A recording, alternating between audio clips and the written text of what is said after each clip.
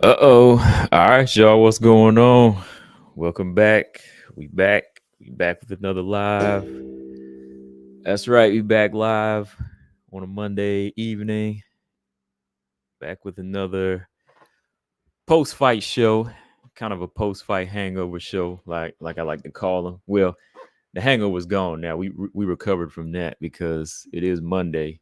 It's usually a hangover show if we're doing it on Sunday. But yeah, we back again. Combo Breaker 99. I'm back in the house. And I'm smiling. I'm smiling from ear to ear right now because I'm about to mess with some of y'all.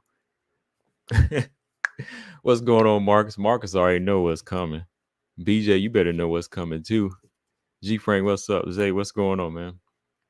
Y'all know what it's about. Y'all know what's about to come, man. So I'm gonna just kind of ease into it. We're gonna just ease into it a little bit. But yeah, man. Hope everybody had a good weekend. I just want to put this up here just to mess with some of y'all. Okay. So yeah, man. Yeah, good weekend. Good weekend of fights. I had a pretty good weekend. Just taking care of some business and having some fun on this Saturday afternoon, hanging out and stuff with family. Getting the chance to do that. Hanging with brothers and with the bros and my nephew, and just getting that quality time in, and having a big fight I was looking forward to. Definitely had me, hyped throughout the Saturday. But I ain't gonna lie, man. That main event, it was dragging, man. It was dragging to get to. I mean, 14 fights, it might sound good on paper, but when you looking forward to a main event and it's after midnight, I'm gonna be real, man. You be like, come on now. I want nothing but first round knockouts from here on to the co-main event. I want nothing but knockouts, man, because I'm trying to get to this main event. I'm getting sleepy, because I ain't gonna lie. Look, I took a nap in between. After I finished the prelims card, I took a nap at least through 4 or 5 of the fights. I woke up on a Chris Weidman fight. I got some tacos in me. I got some food, and after that, after I ate, I just laid my head back for about 45, 50 minutes, and then I woke up and it was Chris Weidman fight. It was a Chris Weidman fight. So I said, dang, man, we still ain't on the main event. So I said, let me go ahead and pull up this live. There was no way I was going to do 14 fights, man. There was no way I was going to do 14 fights. I said, forget that, man. So I said, we're going to call this WMMA fights, and then we're gonna definitely call the co-main and the main event.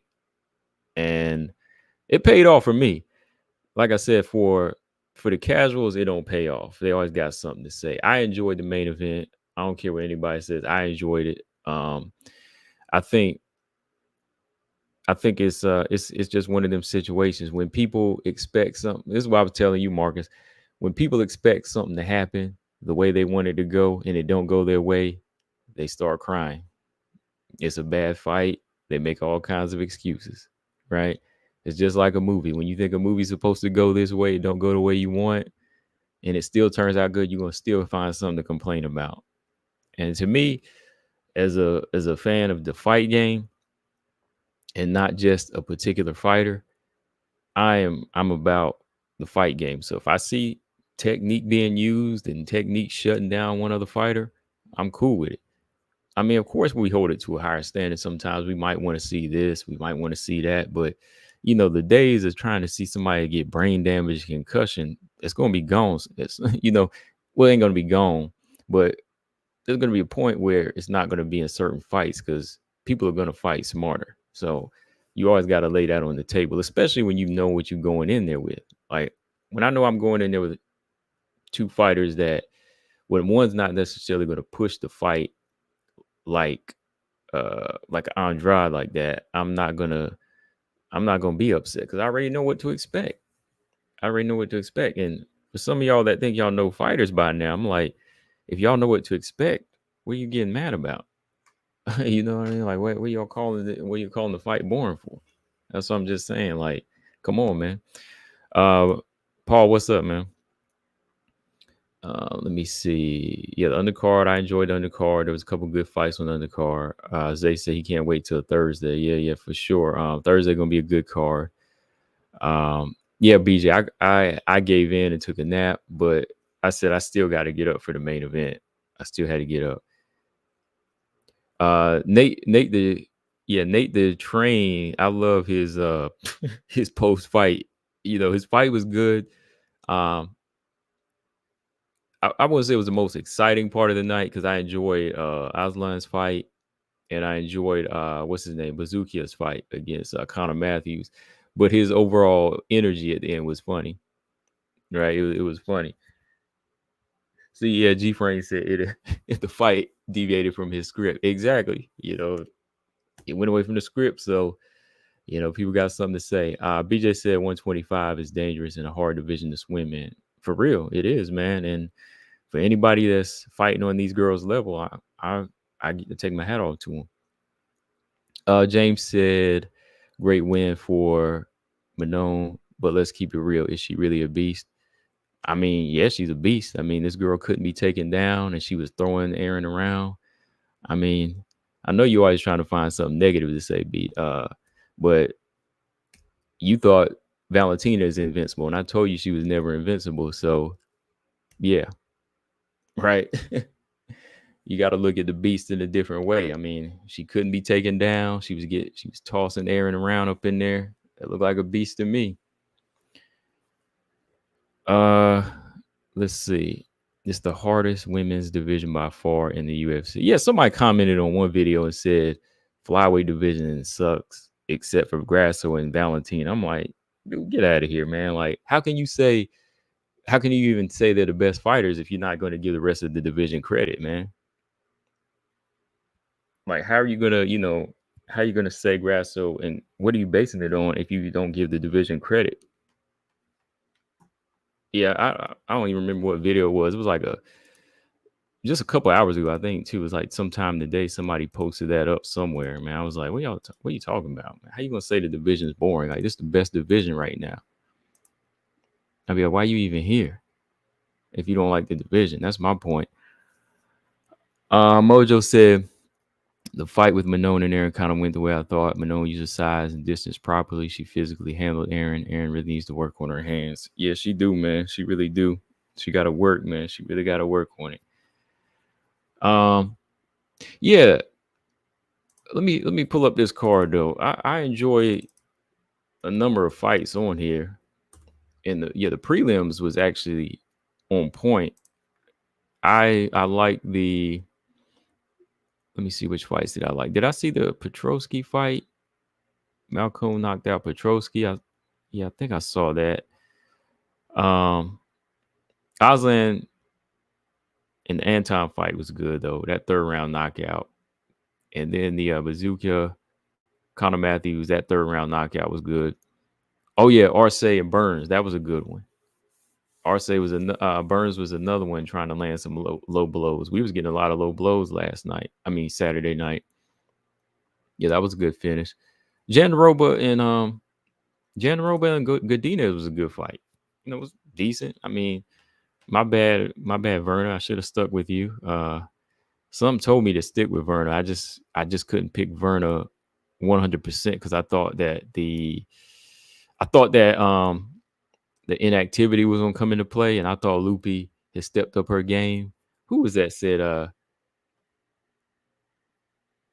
Never mind, I forgot. But yeah, I thought somebody said that maybe it won't benefit her working with Grasso or something like that. I can't remember, but yeah, Grasso. I guess it really couldn't rub off on her like that, man. I really guess it couldn't rub off, man. But I don't know, man. I know some of y'all said something wrong with Loopy. To me, Loopy looked like she did in the Angela Hill fight. Like she was just waiting a little too much and just didn't want to, just couldn't let go. Like I didn't see her wanting to take charge in this fight. I don't know. It was like when she started getting hit with some of them straight punches. Maybe she was thinking about the jiu-jitsu of Verna. Maybe she was thinking about the overall experience. Maybe it was some pressure. I don't know. I haven't heard Loopy say anything as far as on her social media saying, "Oh, something was wrong." You know, maybe she don't want to make it. Maybe she just don't want to make an excuse. Maybe something was, maybe something wasn't. But I mean, this is what she prepared for. So I'm giving Verna full credit for a win. You know, Verna came back off a long layoff and she put that work in. If anything, yeah, Verna should have been the one rusty up in here. Verna looked wide awake. You know, Verna was back on her game plan. You know, Verna was bouncing on. I kept thinking about that too, man. I was like, I wonder if her bouncing on her toes like she usually does is going to be a problem for Loopy. And I was like, nah, maybe Loopy got the boxing down. She'll be okay. But then all of a sudden, man, Verna out here just straight jabbing and putting straight strikes down the pipe on Loopy, man, and just pot shotting her, man. And then just running this fight all around, man. So that I gotta give her credit for, man. I gotta give her credit for coming back to, you know, really get back into the winner's circle, man. And that's what you gotta do. That's what you gotta do. Does Verna move on from here and maybe get her Suarez fight? I think she should. Yeah, Verna Suarez, I'd like that. Yeah, Verna had good pacing in this fight. You know, she was, you know, looking like the stronger fighter, committed to her stand-up game, and even her jiu-jitsu was looking good, man, where she was, you know, getting the back, peeling Loopy off the cage, just all around back in business. So good on Verna, man.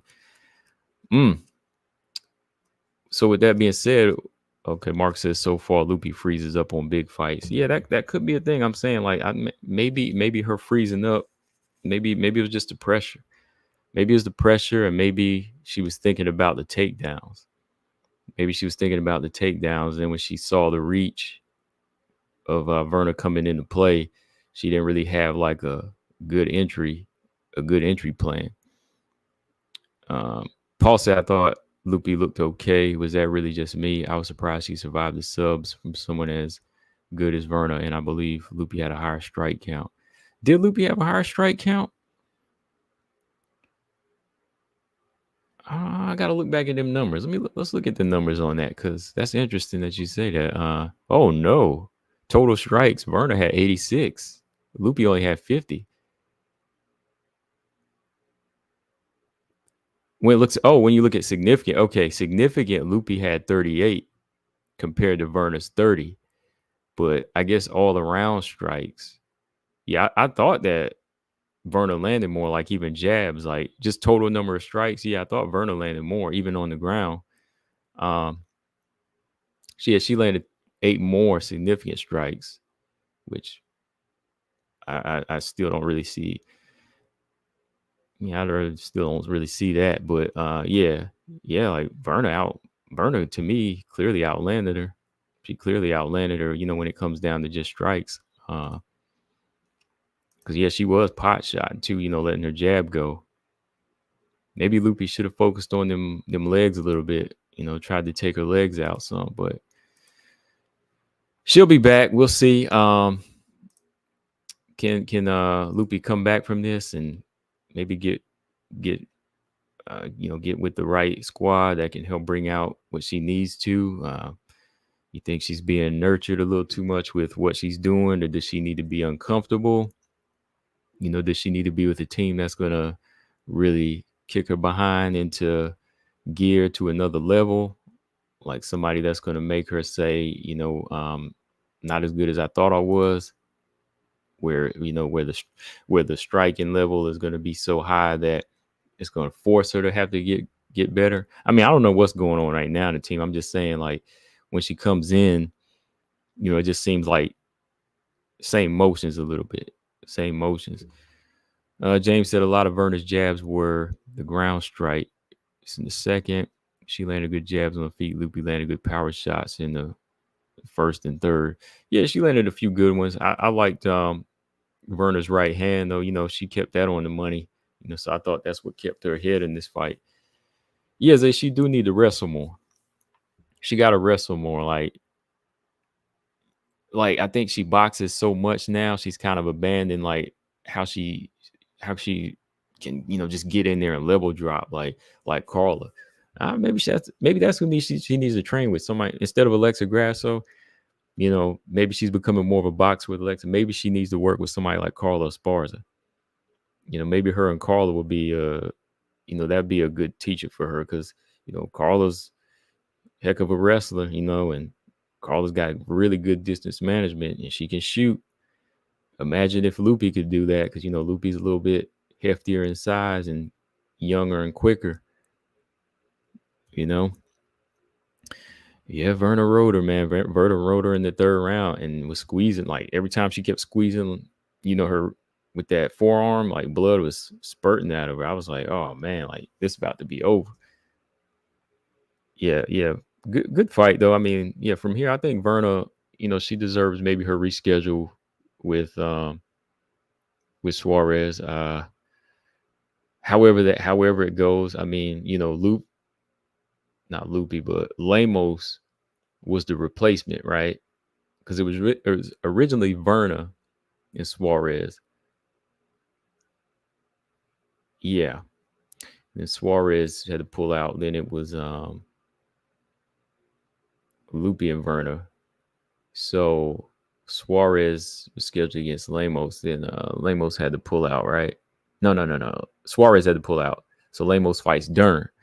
Yeah. Okay. So however they want to mix that little triangle up, Lemos, Verna, Suarez, however you want to mix them names up. BJ said Tatiana drowns Verna. It's possible. It's possible. I'm kind of interested to see what her hands look like. How her hands would fare against Suarez. Like, is her jab solid enough to, get that respect from Suarez? I really can't wait to see Suarez get back in the mix, man. Like these years out still affect fighters. I still believe in her. I still believe she can get that belt, man. But time, man, time is the real beast in this thing, man. Time is the real beast in the fight game. It's undefeated. It'll take you out just like that, man. All right. Paulo, wasn't Loopy trying to get a heel hook or something? Yeah, she was. She was trying to get that heel hook, but it was like Verna was just kind of like smiling with like, "What you doing?" And then they had their little was it sit down clinch? They had that little sit down clinch, man, just sitting there and like smacking each other in the face like two little kids in the sandbox. I think that's my first time seeing a little patty cake clinch like that, Oh man. Verna Lemos ever fought? If not, they could book that. Yeah, they never fought. Yeah, if Suarez is out of the mix, or if Suarez is not 100%, yeah, Verna Lemos is a good fight. Verna takes it down. I think she wins. Can Lemos hurt Verna? Yeah, I'm sure she could. I'm sure she could hurt her. I think Verna has a pretty good ability to recover, though. Yeah. Mojo said, what happened with the Dudakova Gatto fight? Let me pull that up here. I got some word here. Hold on real quick. Just a second. Let me pull this up. Yeah, shout out to Melissa Gatto, man. Like things ain't really been going her way. I usually share some of her stuff on Facebook. She responds back even on IG. I follow her, and I'm, one of the fighters I'm a fan of is Melissa Gatto. Watching her come up, and I wanted to see her come back because she just had a bit of a rough start. She's been matched up with some tough customers. Sarge was tough. She beat her.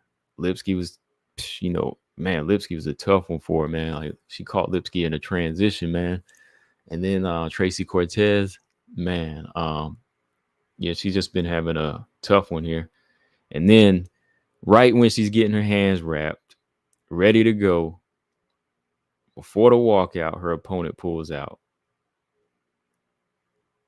Honestly, I didn't really want to see Dudakova in there at flyweight. I was like, ain't this girl a strawweight? I wanted them to give Gatto maybe somebody like legit when it comes to 125. Okay, so Yeah, here it is. All right. Victoria Dudakova posted this on IG. She said, "Hey everyone, I apologize to my opponent Gatto and Mick Maynard and all the UFC for canceling the fight last minute. I felt great in the morning after a workout, and then I started feeling not good. I couldn't eat all day. I thought I would feel better. We went to the arena, and when I began warming up, I started to feel dizzy and I felt nauseous. Doctors came to my room and they gave me a pill, and still nothing changed. Event today." Okay, I get she's not English. She doesn't really speak English well. So let me see. I did not feel good today, and I had the best training camp ever. I hope to come back ASAP. All right. Felt dizzy and nauseous. I don't know. Was it nerves? I don't know. Doesn't say anything about staph infection, so I'm not gonna bring that up. But y'all remember that was one of the things about her, like the staph infection last time. Like she actually fought with it.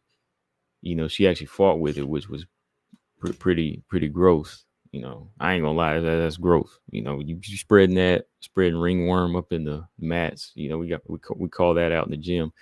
But still, yeah, she said this situation here just nauseous and dizzy, and she couldn't eat anything that day. So yeah, couldn't make it to the fight.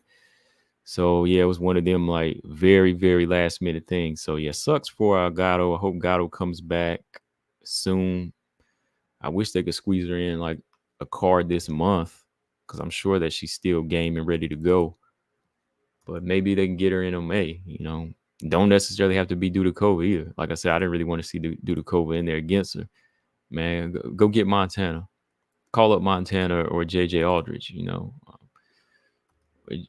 Well, JJ Aldridge is on a little win streak, so she might want to fight somebody a little bit higher, right? Because JJ Aldridge just won her last two, right? Leon Na, Montana. So JJ Aldridge, maybe. Who else is out there? I got a good name. BJ, you know who I got? I got a good name for Melissa Gatto, and I know she can get it done. I'm gonna be rooting for 100%. Guess who I got, BJ? Guess the name, BJ. If you still in here, BJ, I know you're around here somewhere. Guess the name. Gabby said Loopy versus Dern. Yeah, battle of the low IQ. Yep. Who's gonna give it up first? Paul said Casey O'Neill. No, not Casey O'Neill. Not Casey O'Neill. That's good. I think Gatto would beat Casey O'Neill, but I got the perfect name.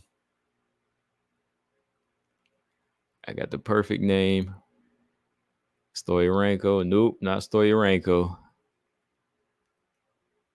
I want to see if BJ can guess this one, unless he stepped away. But he'll know. He knows exactly who I'm talking about. You know exactly. I'm gonna say I want Melissa Gatto to go in there and dominate. Bingo. There you go. Colostrum got it. That's the perfect name. Andrea Lee. That'd be a good name for her to fight. That'd be like the fourth Brazilian that Andrea Lee had to fight in a row, too. Ulysses said Baby Shark. Oh, Tabitha Ricci? Oh, Tabitha Ricci versus Gatto? No, like Tabitha Ricci. That's she's at 115. Tabitha Ricci's moving up the rankings, Maybe her and Dern could fight. Tabitha Ricci and Dern. Oh yeah, Jazzy's still out there too, right? I think Jazzy Vicious got pushed out of the rankings due to Rose entering. I bet you Jazzy's kind of mad too, man. Like, Jazzy got a win over Miranda, but then Miranda beats Andrea Lee. So it's that game of chess, man. Miranda jumped, she made a higher jump and beat a higher opponent. So Miranda was able to get into the rankings higher. So now Jazzy got knocked out of the rankings again. So she probably a little bit, she might be a little bit mad about that, but she'll be back. But yeah, Melissa Gatto versus Andrea Lee. Why don't they make that one happen? Make that happen as soon as possible, man. All right. Yeah, Joaquin Buckley, man. Joaquin Buckley, he looked good. He looked good at he looks good at welterweight. Is he undefeated at welterweight? Does anybody know? I know since he moved down, what was he fighting at middleweight before? Like he was still strong and explosive, but it just seemed like some of the guys are too big for him, and he, he would get handled at times. He started getting knocked out. Cause what was that one fight he had? He got knocked out. Chris Curtis knocked him out. What weight was that? But since he's been at welterweight 170, he's looked better. Let me look this up real quick because I just want to see like Joaquin. Yeah. When Chris Curtis knocked that was middleweight, but since he's been welterweight, he's undefeated, right? So yeah, I think his movement looks, so much better. He seems, comfortable, explosive. From somebody moving down, he's kept his power. Definitely kept his power. I kind of went in thinking that, Vicente Luque would have a chance on the ground.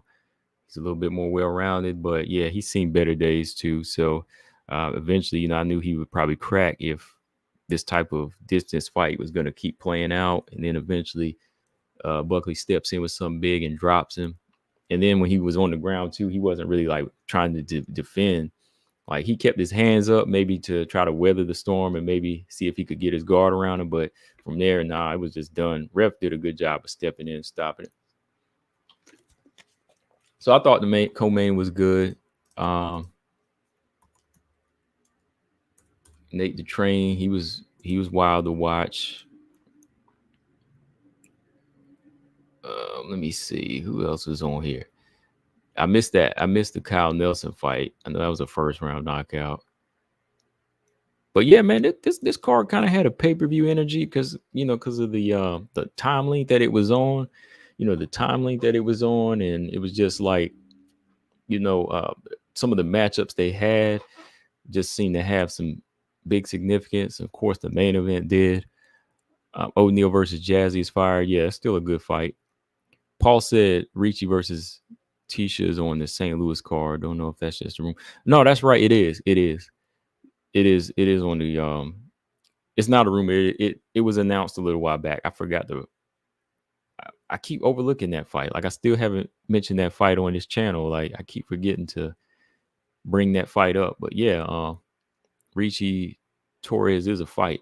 They should have made Carla and Tisha fight. That would have been a better fight. They should have did the Battle of the Moms thing going on there,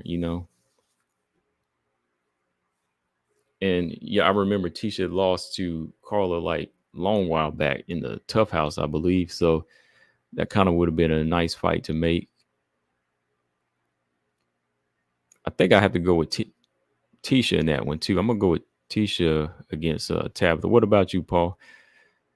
Jazzy O'Neal on that Perth card, yeah, that wouldn't be bad. Oh yeah, if Luque is, Luque, if he worried about brain bleeds now, yeah, he might want to exit the game. Might want to exit the game and go, do something else now. Do like the Korean Zombie did, he called it quits, because he said he had some things going on. So yeah. All right. So let's talk about this. Pulse, I don't know yet. I think I'll think about that. Okay.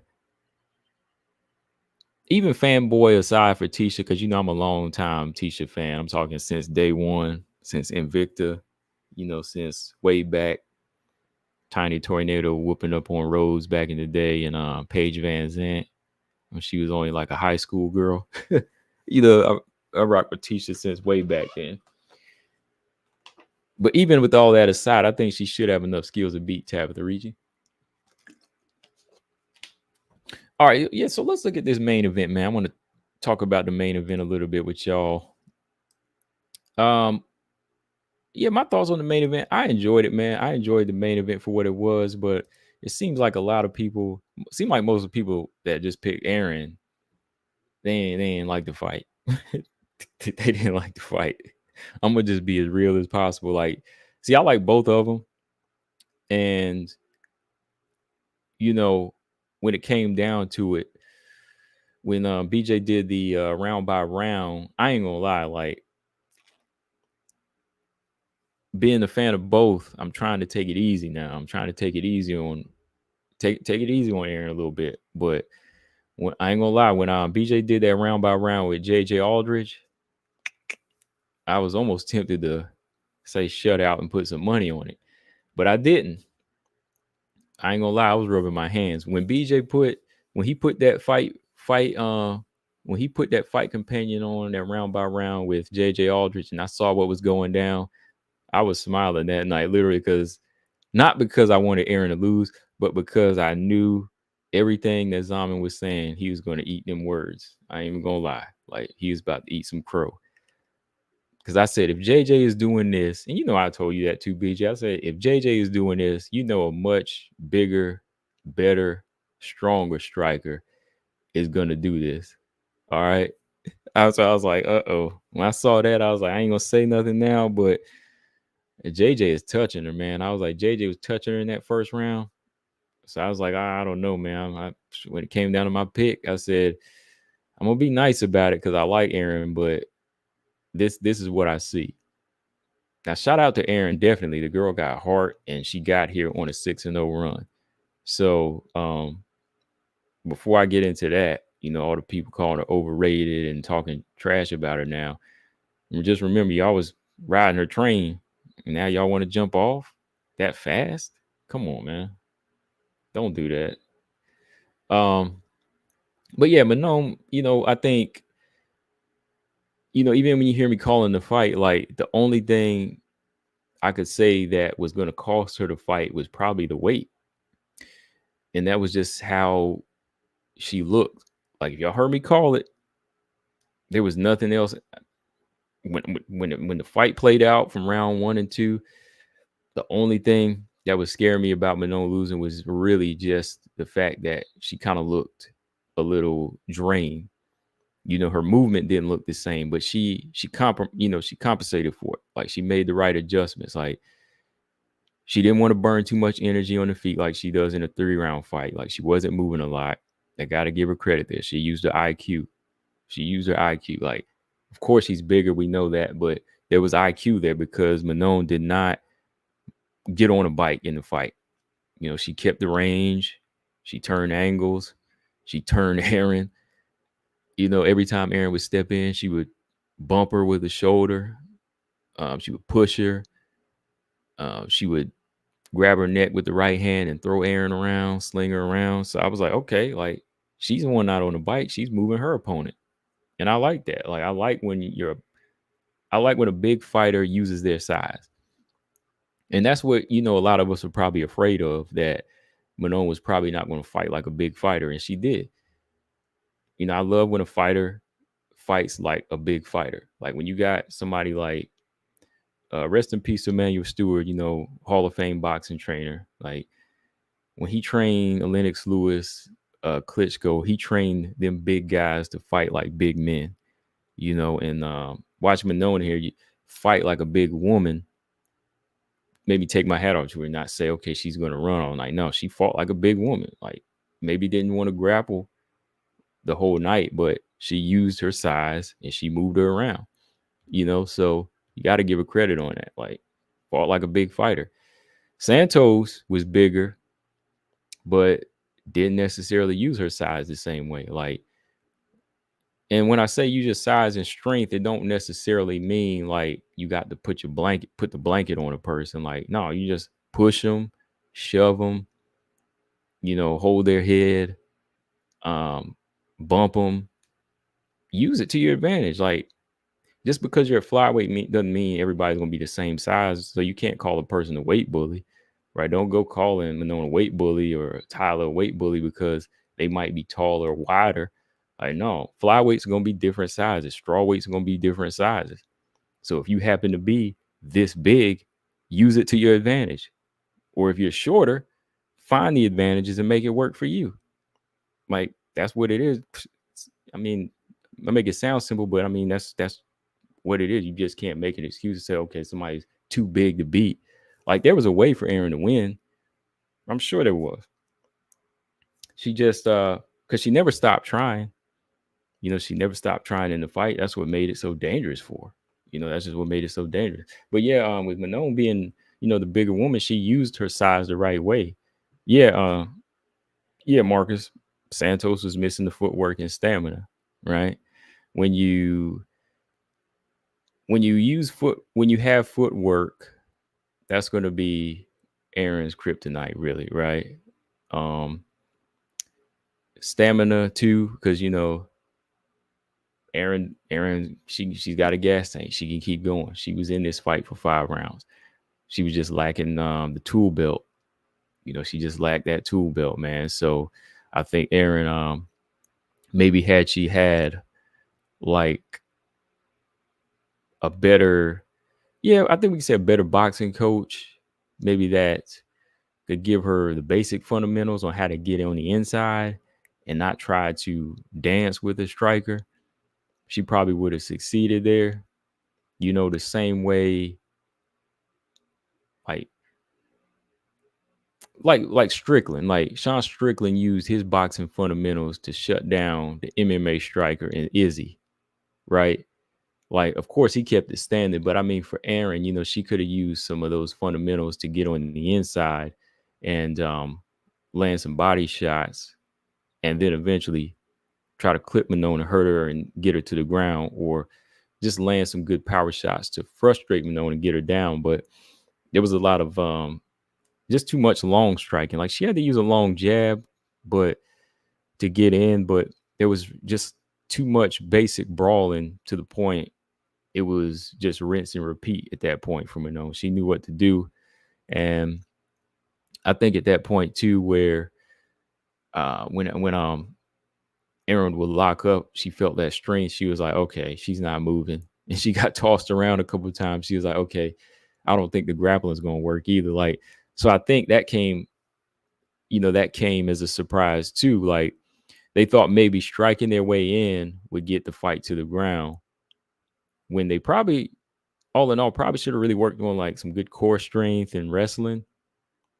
Same thing we said with Mackenzie Dern when she lost to Marina Rodriguez, core strength and a lot of, good wrestling and building that leg strength up to explode on in there till she could get her down and just really, really like wrestle.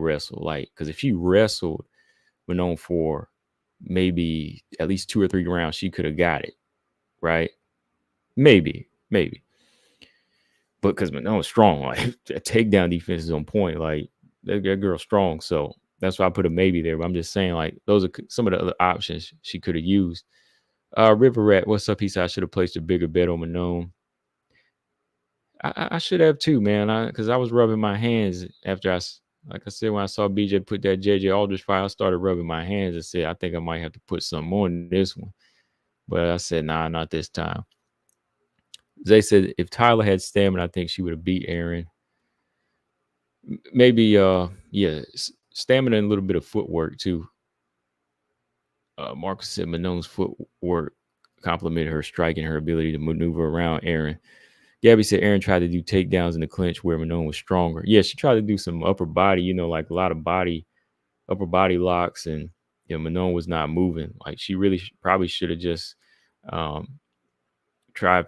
She did get a good trip and takedown, but I can't really say that a good trip and a takedown was going to work consistently, because Manon's get up is on point.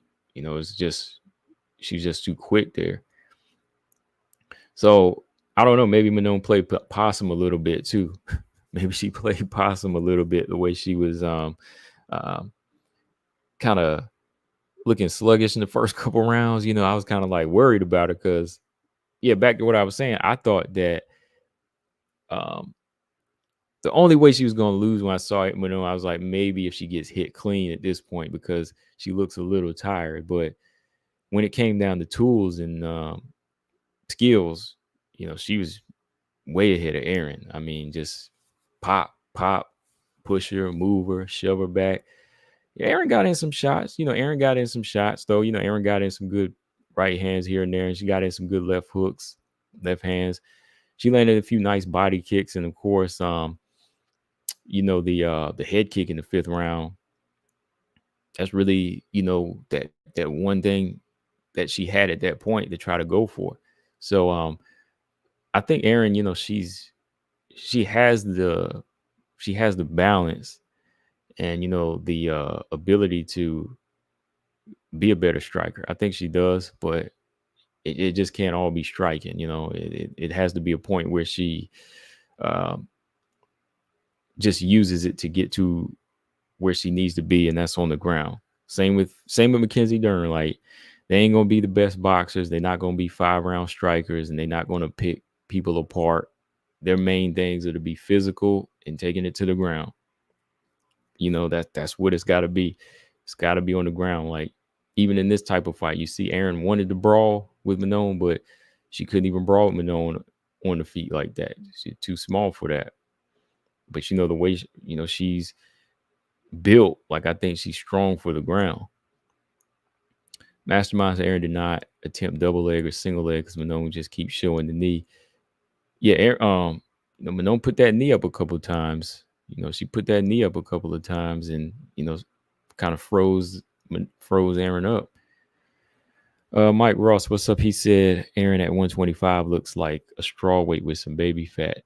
I don't know. Do y'all think she look like a straw weight? No, I think Erin is a flyweight. I think she just needs to tack on a little bit more muscle. Just put on a little bit more muscle, but that's about it. Like, I don't think she should be straw weight, because even when she makes the weight cut, she looks good. She just met somebody that was heck of a lot stronger. True here said, will Manon become champ? I think she can. I think she becomes champ at this point. I think she can become a champion. I mean, yeah. The way the division is right now and the way girls are stepping it up, I think she could. Colossus said, why Manon sling her into the cage like that? Oh, you got to. That's what I said, them keys of victory. I said, man, she got to command this fight. She got the slung. She got the slinger. Paul said, Manon going to beat Grasso. You said the same thing about this fight, Paul. So, hey, you better be ready for anything. You better be ready for anything. You got to be ready for anything, man. Grasso beat Valentina. Grasso didn't beat Valentina in the second fight. Grasso hasn't came in looking completely unstoppable. So I just want people to know that, hey, everybody thought this was going to be some type of wash and no one's going to get submitted. Now they shocked, like, oh, I'm surprised. No, not really. At one point, Erin wanted to fight Pena and was going to fight Norma Dumont, but Norma couldn't make weight. Yeah, I remember that. That was supposed to be like her debut in the UFC, right? But then she fought Sarah Alpar. Cole said, do you think Manon could move up and beat Rocky for the belt? I actually think she could beat Rocky for the belt, man. Like, Rocky's pretty strong in the clinch, but say if Manon doesn't have these rough weight cuts, this girl might be holding back on strength, man.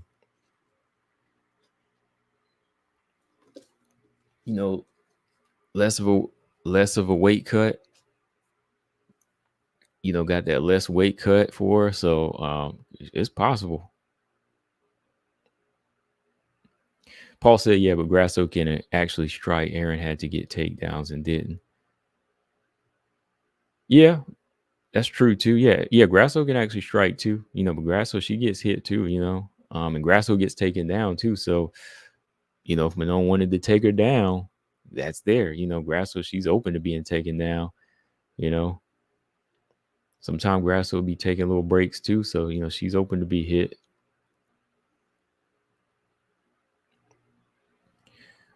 A lot of people say Erin looked like an amateur in there. I don't really know. I can't really say she looked like an amateur. I know a lot of people are saying that, but I think, Erin is just, I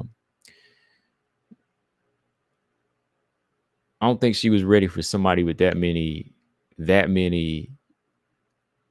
tools and that many things working against her. Like, you have fighters with certain things working against them, and she can usually overcome it. Like when she fought JJ Aldridge had better striking, but JJ just didn't really have like the strength, didn't really have the footwork. So whenever she was trying to get up, when she tried to get up, she locked in the guillotine on her quick because she wasn't as strong, right? Yeah. She just, even with Tyler, she overcame that. She was been in there with opponents that had good tools to, get to a certain point with her in a fight, but she was able to overpower at some point and just take over because she was smarter than them.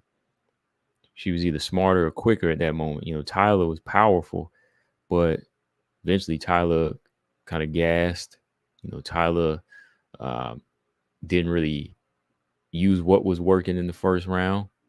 Whereas Manon, she used her body. She used her physicality. She used her better striking. She used her footwork. So when you just keep stacking it up, that's a lot of stuff that's against Aaron. Like, never said Aaron was perfect. I always said that she gets better in every fight. That's for me. I've always said that, like, she gets better in every fight. She's a smart fighter, but when you got that many obstacles in one fight, it just it gets harder there. That's why you got to be working on all of that stuff. Don't just wait for it in a particular fight, or think it'll go your way because you're used to it going your way. Paul said, "I hear you though, Combo. My picks have been terrible lately. Corey, Ebos, and Aaron. Oh, you picked Ebos too? I thought you picked Rose, man. Yeah, I haven't really missed any picks this year. I mean, Verna and Loopy, I missed that one. I missed that pick, but I haven't missed too many this year. I didn't know that, Paul. I thought you went with Rose. I mean, dang, man, how you go with Ebos? I almost picked Chikagan. I said, no, I think Barbara got this. Almost got myself with that one. Colossus said Aaron's plan B was to run head first into punches. Yeah, let's talk about her defense a little bit, man. Like, that's another thing. I've heard some people say that Aaron's chin is going to help her in more fights along the way. I'm like, no, it's not. When I heard people say, oh, the chin shook, oh man, chin held up, it's going to help her in the Macy Barber fight along the way. I'm like, no, it ain't. Like, you take that many punches down the road, that at some point it'll deteriorate. Your chin is going to crack. That's what I was saying throughout her career. I always said she had leaky defense. If you go back to Sarah Alpar, I said that she was getting hit by Sarah Alpar when I talked about her in that fight. But I think that she really does need like a good boxing coach that's going to teach her defense. Because I think defense is really her biggest downfall right now. Because while you're getting hit,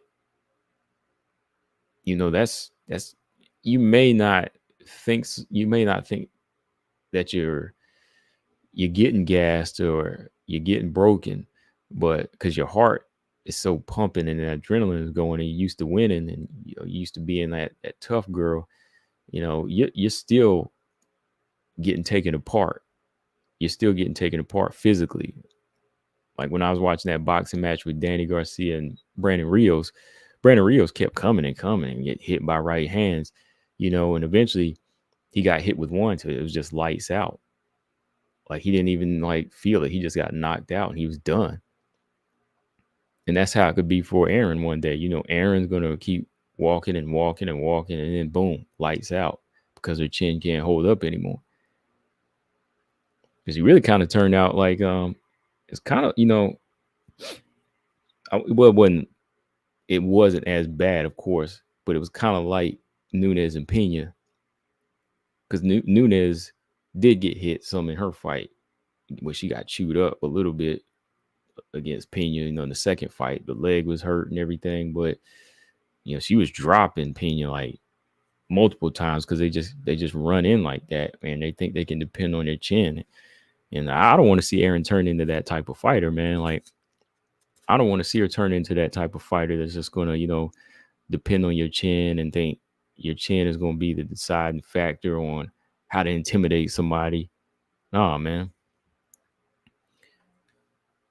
Robot Chicken said, "Come, I tried to warn people about Erin. I said months ago, she zombies her way in like Ben Askren. I don't think she really just zombies her way in like Ben Askren. I think that Manone's striking IQ is just better.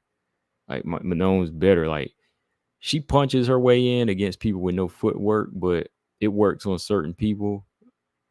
Like, yeah, she does do that little march thing. It works on some, but I think Manone it's just not gonna work on her. It just won't work on her like that. Like I still think that she can be corrected. I think she can be corrected because it's not as bad as Mackenzie Dern. Like Mackenzie Dern be tripping and falling over herself,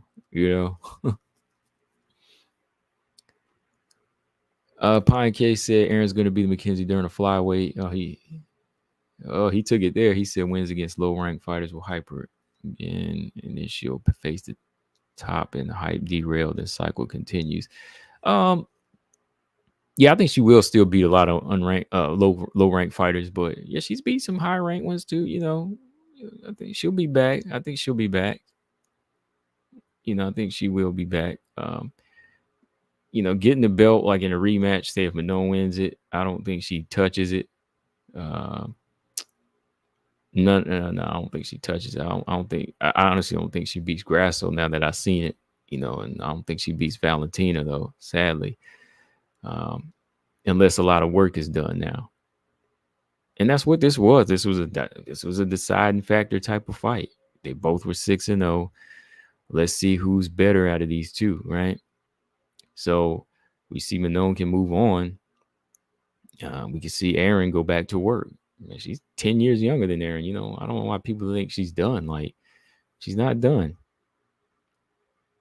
And I don't call her overrated or hype. Like, there was a point when I used to say, yeah, Macy Barber, like in the beginning of her career, she was kind of overhyped or overrated. Like when she started talking about being the youngest champion and she hadn't even really done much yet. Yeah, that's overrated right there. And a lot of people thought she was going to be the youngest champion. That was overrated. Again, no, that's not disrespecting her. I'm just telling you the truth. Like, there was no way she was going to get the belt. I mean, if she did, she would have had it by now. Right? But Aaron did fight her way up here. Aaron did fight her way up here. Like, she was proven. She beat 6 people. And y'all picked her. She was the favorite. What was the doggone poll? Hold on. In the community post, y'all definitely got to say she'll be back because so many people picked her. Y'all didn't even give Manon a chance. So for everybody that's dissing her that picked her, y'all better stick with her. Y'all better stick with her. People would still vote, man. I didn't close this thing out. People still were voting, man, because this thing was at like 70 or 60%. It was like 70% picked Aaron and only 30% picked Manon. I'm like, what are y'all looking at? Like, what are y'all doing? Y'all done dissed her like that, but the majority picked her. Now the majority's acting like she ain't nothing. No, like Aaron is something. She's still something.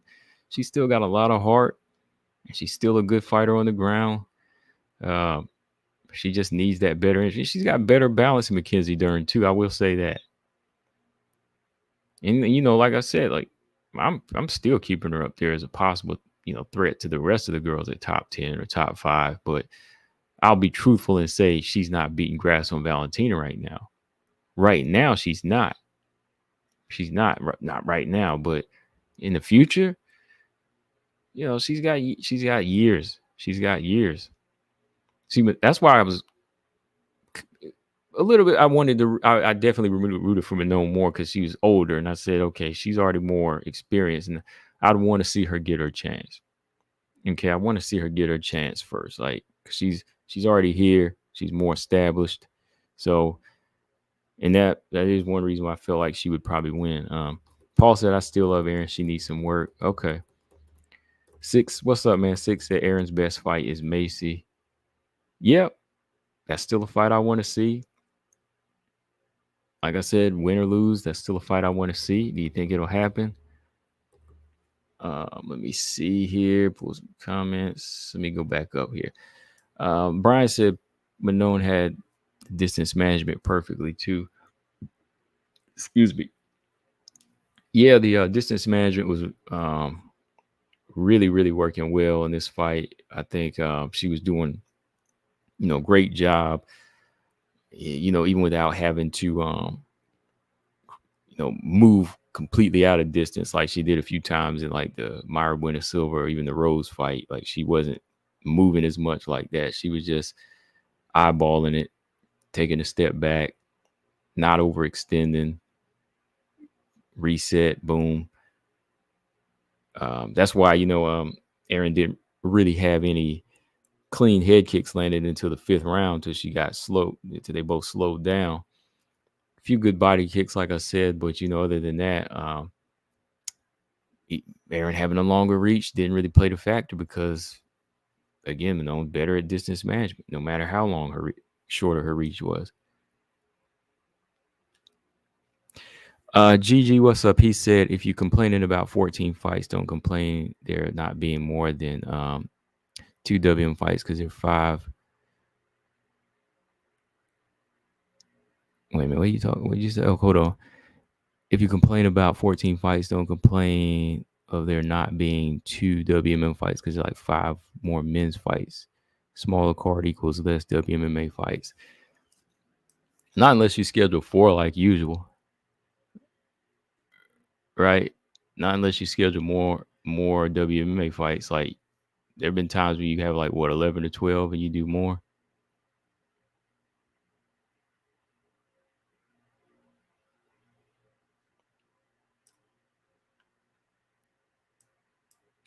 Regardless, I had to take a nap. That was my whole point. 14 fights, I'm taking a nap. So you either got to move the time up or I got to take a nap.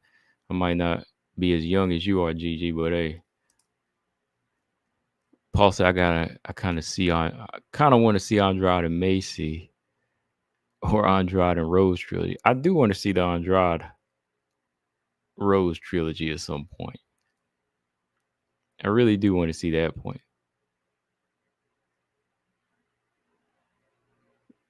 Yeah, BJ said, "Why you fight? Why you starting a fight night at 7?" Exactly, that's my point. Like, you got 14 fights. Why don't you start it at like at least 5 o'clock or 6 o'clock? Like, most people are home at that time anyway. It's a Saturday card.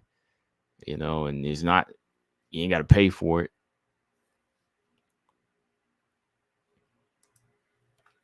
Robot Chicken said, "Yo, Combo was known a weight bully before the fight. Now when Aaron couldn't maul her, now excuse after excuse. Not a weight bully at all." I mean, I've been hearing people say some crazy stuff now. Now some people were trying to say Manon was in the guillotine and tapped. Like I saw a video on that, and I was like, "Oh boy, here they go."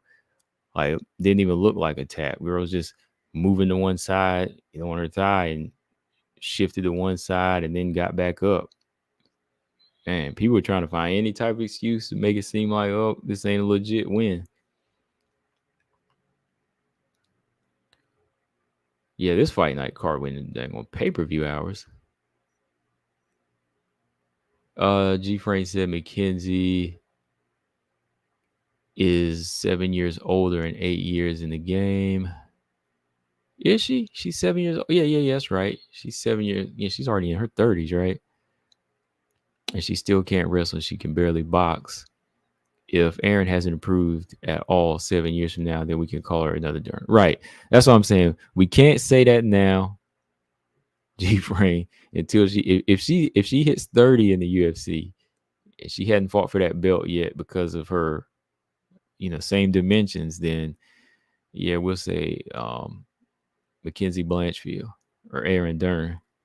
But I don't see that happen. I think Aaron's going to improve. I think Aaron's smart enough to know what she needs to do. Like she didn't even take it in stride.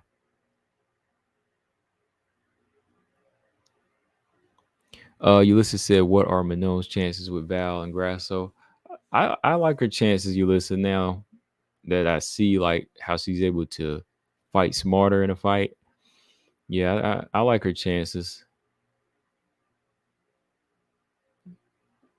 Especially how strong she looks too. Like I'm really interested to see like Valentina and Manon when they lock up. Like, can Valentina pick her up like she did Holly Holm? Who's gonna pick who up? Like, if she locks up with, like, who's gonna pick who up?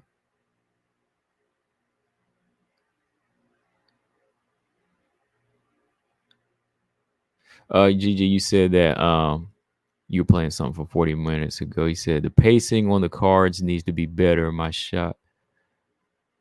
was on ESPN Plus screen for like an hour of that card. As far as pacing, what do you mean? Like, we just keep going, right? Because ONE FC, they have pretty good pacing. Like, ONE FC has a lot of fights and they keep it moving. Like, maybe they shouldn't. Maybe they shouldn't show so many. Like, that's another thing. There were a lot of commercials. There were a lot of ads. There were a lot of freaking ads, man. Like, there's a lot of ads, and then a lot of those build up stories. And the build up stories can stay if you don't show too many ads. But I know they got to pay the bills. But man, like, ONE FC be showing the fights, man.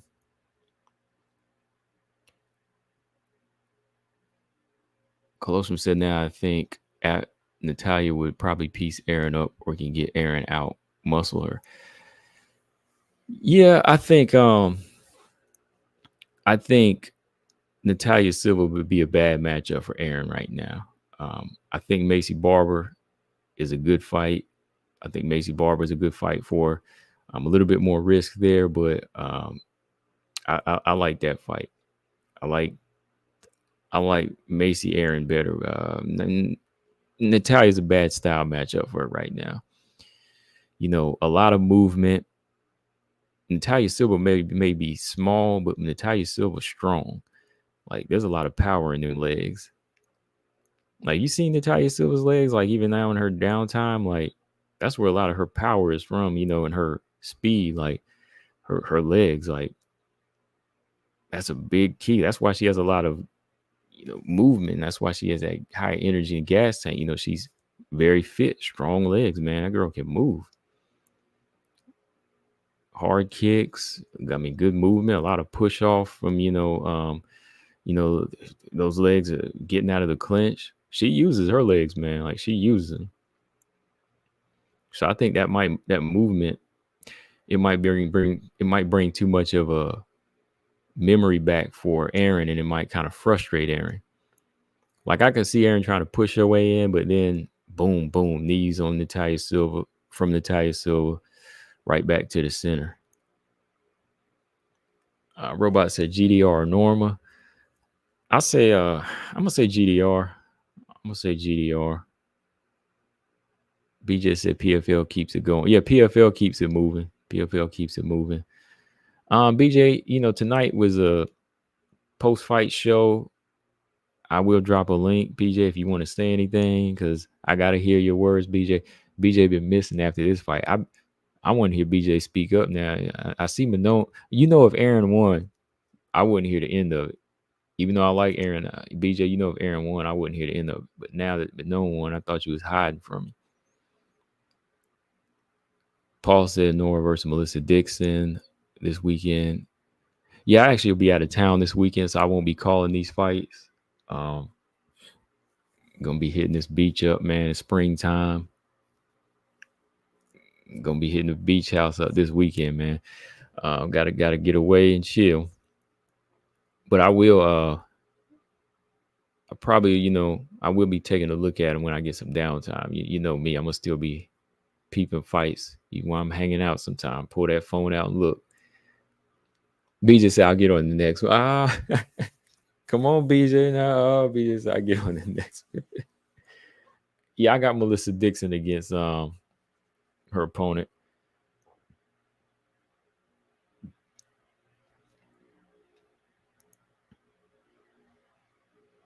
Mastermind said nobody picks up and toss Aaron like Manon did. No, man, like even Tyler, like Tyler really didn't. Yeah, Tyler, she was landing bombs, but she never really was able to get anything off, like as far as like in the grappling department. Andrade versus Aaron too. Nah, I don't want to see that. Mastermind said, will Kayla beat Holly? She could. She could, man.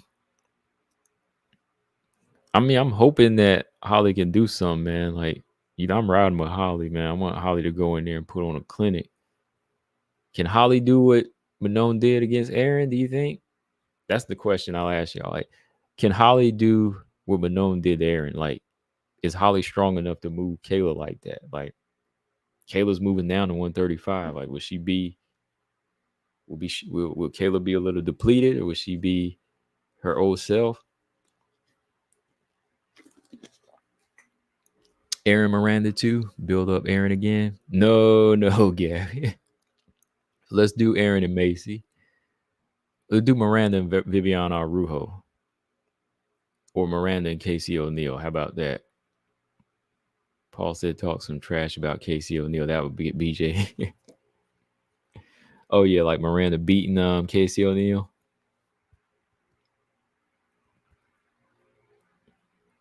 Yeah, Kayla gonna be strong, man. Kayla's gonna be strong. Kayla Harrison's gonna be strong in there, man. So I still think that even though she's making this weight cut, I think that yeah. Ooh, Ebos versus Aaron. Let me think about that for a minute. Whew. Ebos got some hands though. Ebos do got some hands, man. But if Ebos better stay away from that judo toss, because if Ebos gets that judo toss, she will get submitted against Aaron. I'm trying to look how styles play in here. Ebos has a good long jab, and she does have a little bit more movement. Her and Aaron, they get hit about the same though. So it'll really come down to who's stronger and who might make that adjustment. They both like to spend time on the ground, and they both like to go into straight beelines and strike. Ebos and Aaron's kind of an interesting fight. That is interesting. I know if Ebos fought somebody like Manon, she would get knocked out, and that would be the one time I think Manon would get a clear knockout again, is if she fought Ebos.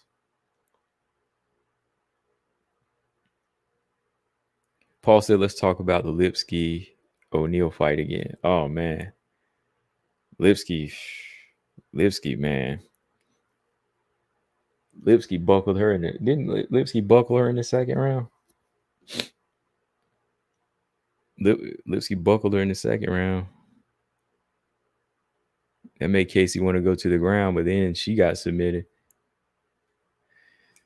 Let me see. Brian said Kayla is fighting Holly, not Cyborg or Nunes. Holly ain't knocking her out, but if she can keep Kayla away, it's an easy decision for her. Holly loves the clinch, so Kayla will welcome it. Yeah, that's the thing. I don't know if like Holly's got the strength to, do that against a bull like or rhino like doggone rhino like Kayla Harrison. Ebos don't deserve Aaron.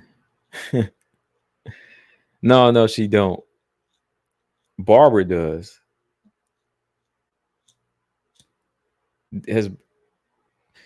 Now the last interview we saw what James Lynch did an interview, and James Lynch asked her, what did she want?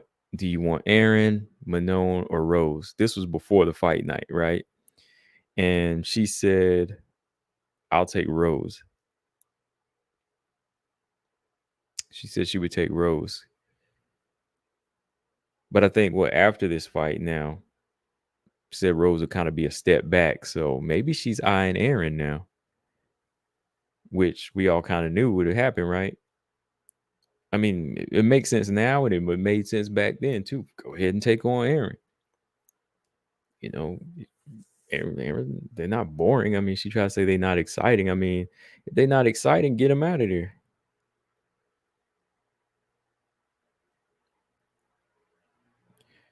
She landed BJ, but I won't say she stung her.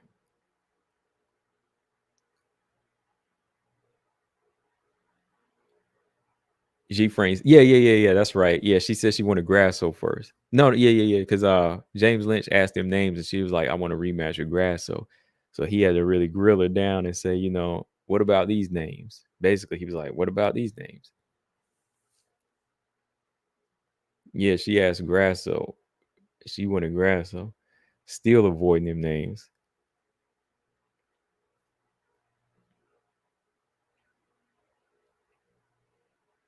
Zay said Aaron back to the prelims.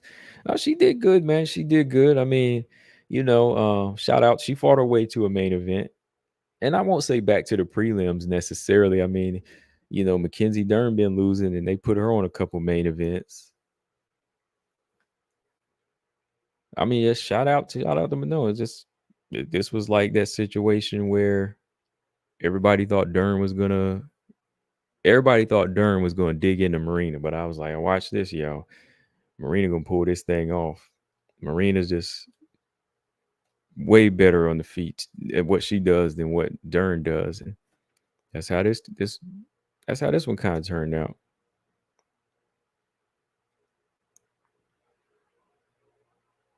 You can have Rose, Aaron, or Andrade, right? All right. So next question on the timeline issue here for Manon Fior. What should she do? Should she wait or should she fight somebody else?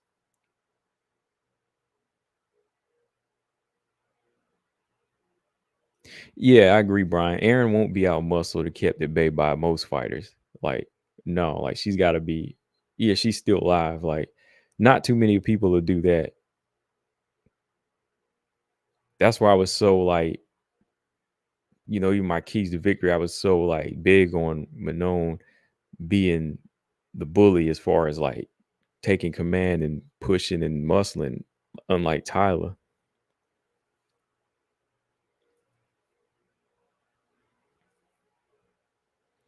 All right, Zay says she really don't have time to wait. She's on the older side. Manon should be the backup fighter for the trilogy. Yeah, that'd be nice. Brian said Manon should definitely wait. There's no reason to take another fight, and against who, right? Paul said Manon should wait and train her butt off for the next 10 months. I agree. Yeah, I was talking to Marcus Bell earlier. I think that'd be a good idea too, because like he was saying that maybe she should do like some karate tournament, and I suggest maybe she should do a grappling thing because it's going to be about 9 or 10 months. So maybe enter a grappling tournament. Just make sure she don't get hurt. Something where she ain't gonna be in there somebody too physical, wrist hurting a knee or something. Yeah, do like a grappling tournament over the summer or something. But yeah, just work your butt off, like high level, but not really intense to the point where you injure yourself. Colostrum said Manon for Macy for the interim belt. Nah, not anymore. Macy don't deserve that interim belt. I think Aaron deserved it at that point.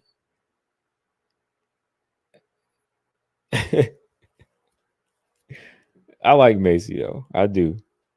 But she ain't getting no interim fight. Aaron would be pissed, boy. Robot said Manon made this fight look like a professional athlete fighting a McDonald's employee. Oh, you wrong, man. You wrong, man. It wasn't that bad. A McDonald's employee? Come on, man.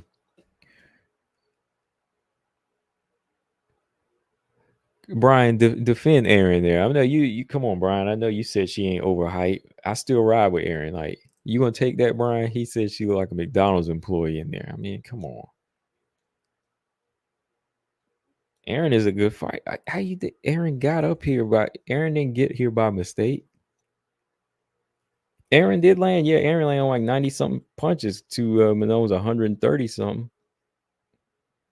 So she was in there working. Stop laughing, Brian. You supposed to defend Aaron there.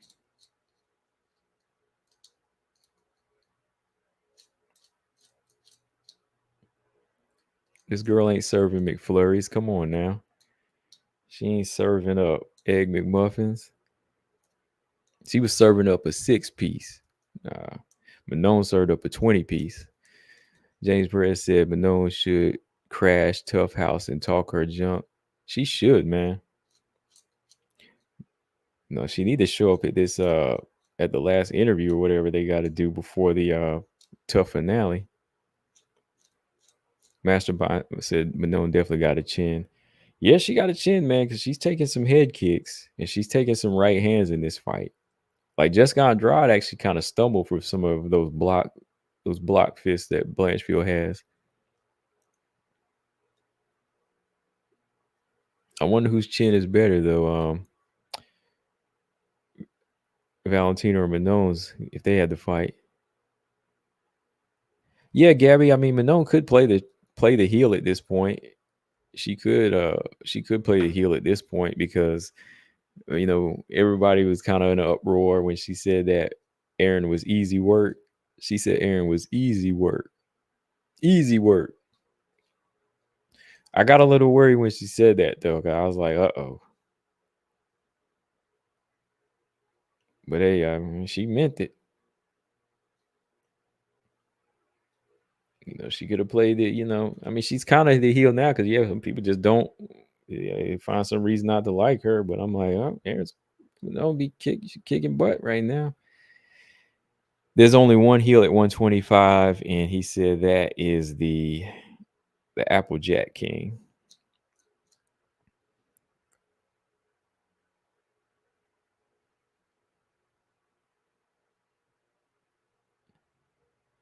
Yeah, I mean, the hard work Manon put in paid off, and it made the fight look easier than we thought it was going to be.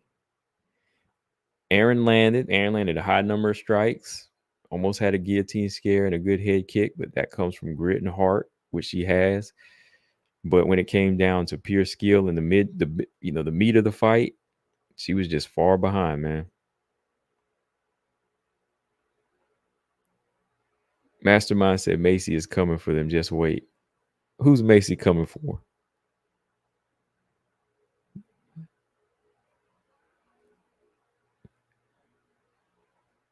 Man, I really don't know, man. I want to see I do want to see I do want to see Macy and Rose fight, but then I want to see this Macy and Aaron fight. Go ahead, they might as well go ahead and make the Rose fight first, since they have the same turnaround time. They fought. Well, they all kind of fought around the same time, right? Aaron just fought, Rose just fought last week. A couple weeks before that, Macy Barber just fought. Yeah, we had a lot of flyweight fights, back to back to back. So they're all on the same turnaround schedule. The champ and the number one contender is not, but everybody else is. So if Macy want to do the Rose fight, go ahead, man. Brian said Aaron might have power, but Manon intercepted almost every punch she landed with a jab or a hook.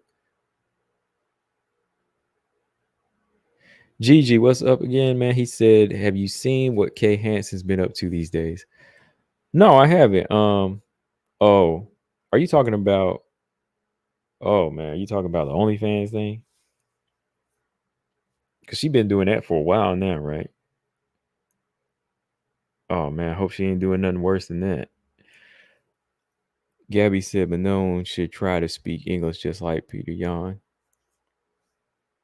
Yeah, it helps. It does help.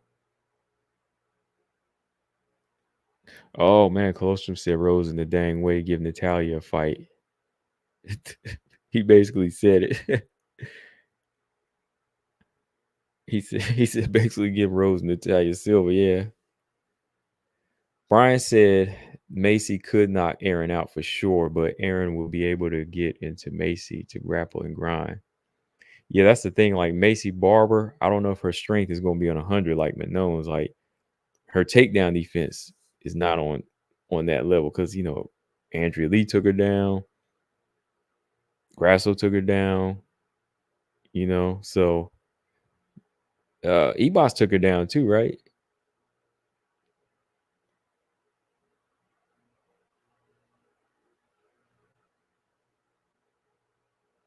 Paul said, "Don't Google it." Why? What happened? Is it what? Oh no. Close from Seminole is 34. She ain't learning English. It's never too late.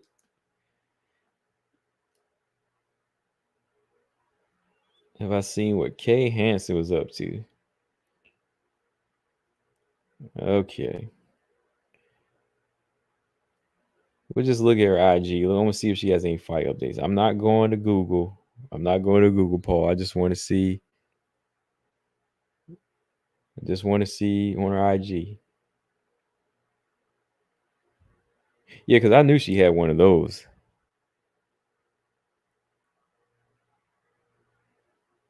I knew she had one of those OnlyFans things.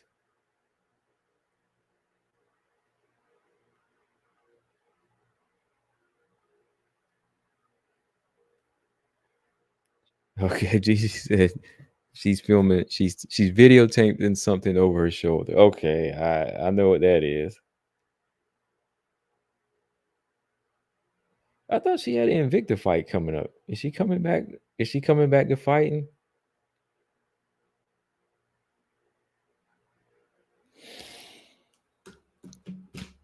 I hope she just comes back to fighting. I know she had been through some things. So have any of y'all seen that documentary on Kay Hansen? It was interesting. You know, she had been through some abuse and stuff. Her story is interesting like that. Sad too, you know. 6 at Rose and Macy shit happened like it's family affair, according to Rose. It's never too late until you die. Changes for the willingness to change. Yeah.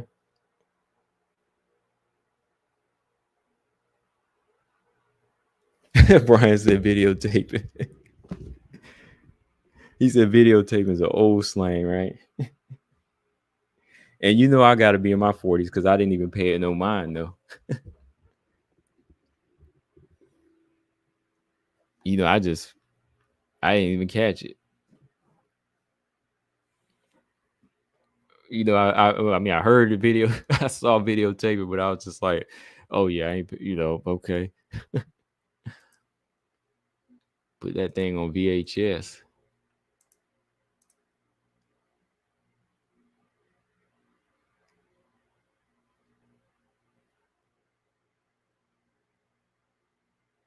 Gigi said I'm actually half that. Okay.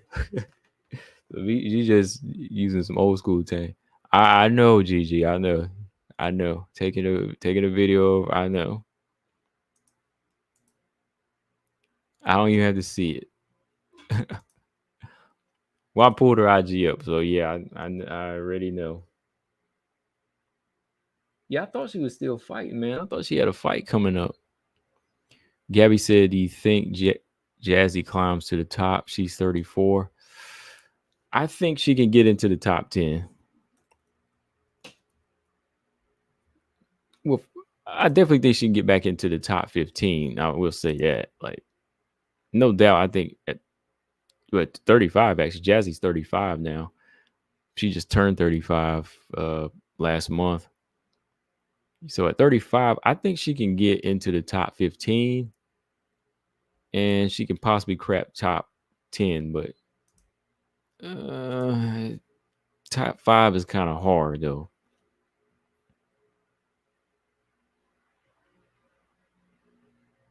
So Jazzy needs to start using her size more. Yeah, when she uses her side, man, she's a problem. I do like that she's, you know, started to throw more strikes. You know, she has worked on that game because she did drop Cachoeira in the fight too. You know, everybody was kind of like, oh, Cachoeira probably to knock her out, but here she dropped Cachoeira. What do y'all think about? Oh, this is the fight I want to ask you. What do y'all think about Aaron Blanchfield versus Tracy Cortez too? I know, Gabby, you said Aaron Andrade, but what about Aaron Tracy Cortez too? Oh, Shaft translator. How about that fight now? Do y'all see it going any different? Paul said, I love Jasmine. She seems pretty cool and she's a dog. Yeah, she's all right. Yeah, she's cool. Yeah. Kay Hansen's on video with Shavkat's translator. Really? Wow. Was he in the back? Oh, in the background? I like that fight. Tracy would beat her. That is another fight that could happen. Yeah, Marcus. Yeah, that's most definitely. Um, and you know why I asked that too, because Tracy's boxing is really, really stepped up, and Tracy is strong too. Tracy was putting them combinations together on Jasmine, man, and she really has came a long way with her boxing. Like her boxing is looking crisp. Like Aaron is, she'll throw them long punches. Like Aaron can punch and brawl, but like Tracy Cortez, man, I might go back and watch that Jasmine fight tonight. Like she was looking crisp.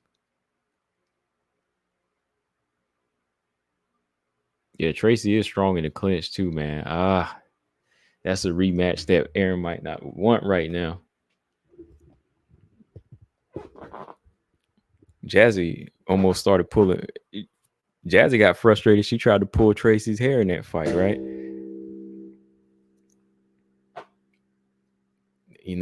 That's how crisp them hands were when she started really like lighting Jazzy up. Jazzy started pulling her hair. So yeah, I think Tracy might be a dangerous one, man, for Aaron right now. Just style matchup.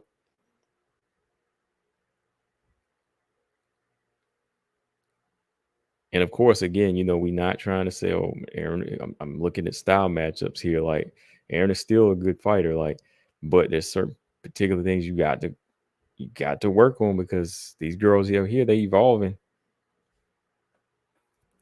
If Tracy would fight a little bit more, she probably would be up there.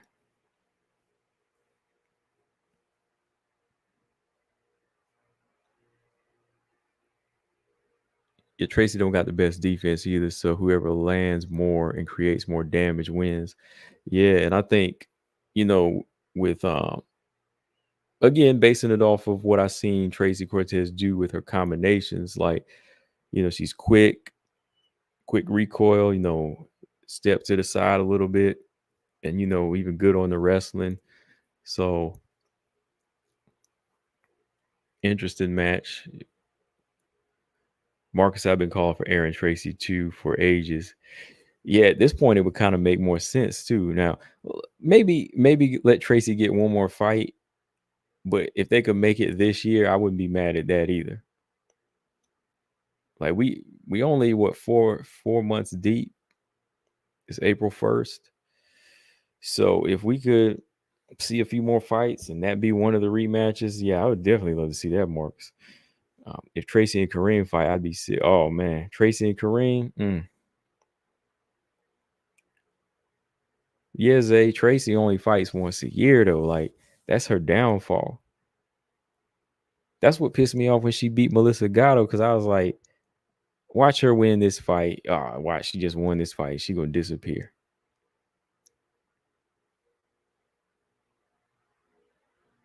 She disappeared like that. Left Tracy Melissa Gatto, man. I was like, dang, man. Had Melissa Gatto won, she probably would have been more active. I know she had an injury, but she was ready to come back. Jazzy is slow and has no head movement. She's real durable too, though. Durable like Aaron. She got that gridiron chin, so she kind of that might be her downfall too. She kind of depends on that chin where she's just like running straight in.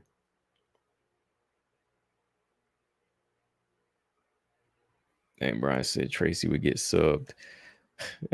That's a good one.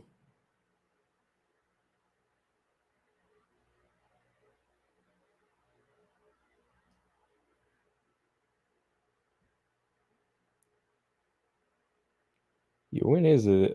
Yeah, Kay Hansen's next fight. When is that, man? All right. So yeah, if I get on maybe tomorrow or later this week, we got let's see, Nora Canole, Melissa Mullins now, Pietro Rodriguez, and Cynthia Calvillo. I know y'all looking forward to that fight.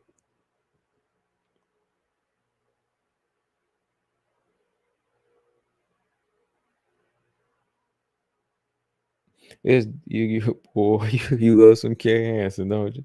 Kay Hansen was I thought she was a little, she had a high work ethic when she first came in, man. Like she was like 17 or 18, she was fighting. Pietro Rodriguez and Cynthia Calvillo, Nora Conole, Melissa Mullins, Norma Dumont, GDR. So I ain't really gonna be like sweating hype. So not saying I ain't gonna be missing much, but yeah, that was another fight. Yeah, Kay Hansen did fight Aaron Blanchfield, right? I remember that fight. I remember that Invicta fight. Oh wow, he said he thought she beat Aaron. There was another fight Aaron had I thought was close, and I think that was that Brittany Cloudy fight. It was like a split decision. That was another one, like Brittany Cloudy. I thought, she could have got that one.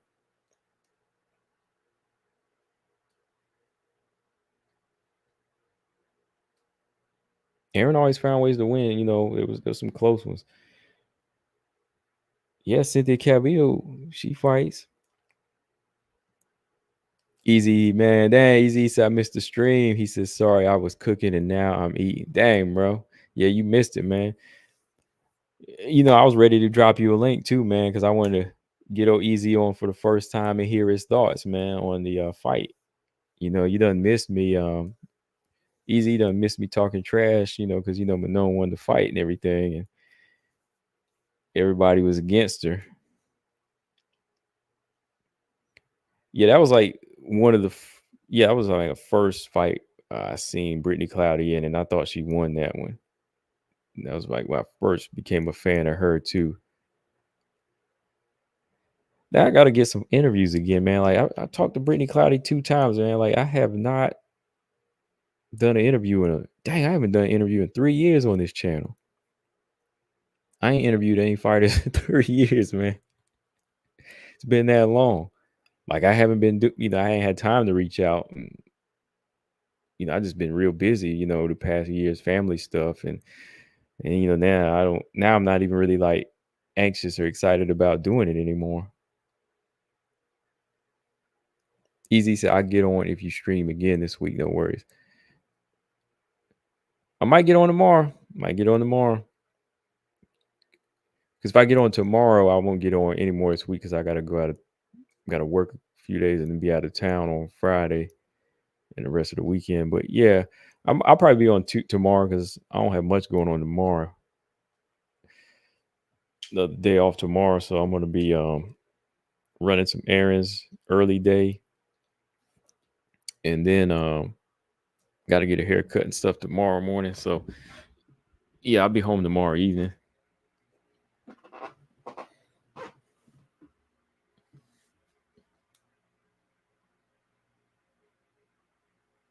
Yeah, because if I do an open one tomorrow, BJ said he gonna get on the next. BJ hiding Easy. Let me go ahead and tell you, Easy. BJ said he'll get on the next one too. BJ hiding. BJ know if Aaron won like Saturday night, he would have done a video. He would have been trying to get at me. He would have been on here right now.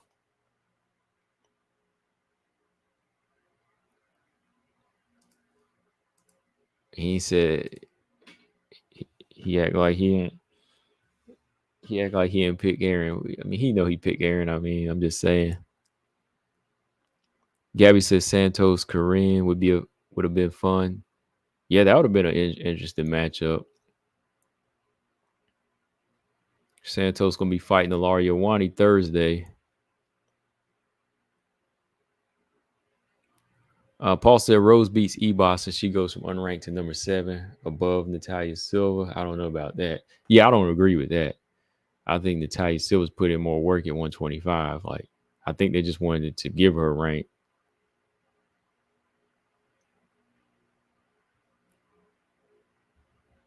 Yeah, easy if I get him on tomorrow because I know he hiding from the crow. He still ain't fully ate that crow yet. He still ain't ate that crow from Saturday night, like fully, like because he ain't done the video yet. Still ain't said he eats that crow from all that trash he talked.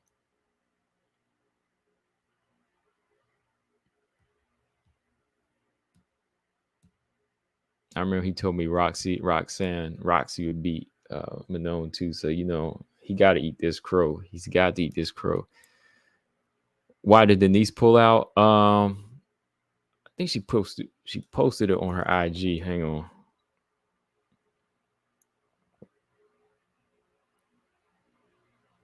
I think Caitlin Neal's fight is off too, right? Because Caitlin Neal's supposed to fight two different people.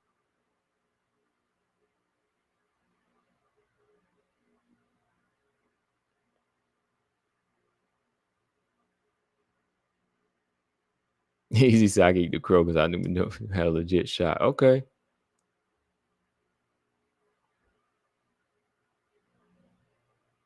I know as soon as I made my pick on that live the other day, y'all was like, "Uh-oh, you'll be sorry." I'm like, "What? Like, come on now. This is a highly competitive fight." Well, on paper it was supposed to be. Let me see. Let's see here.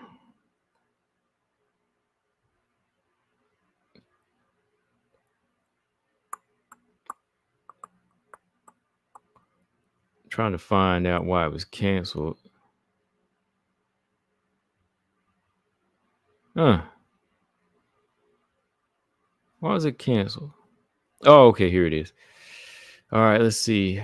When we were almost ready to leave San Antonio for the PFL regular season, I found myself in the midst of a personal change, which unfortunately prevented me from fighting in the $1 million tournament.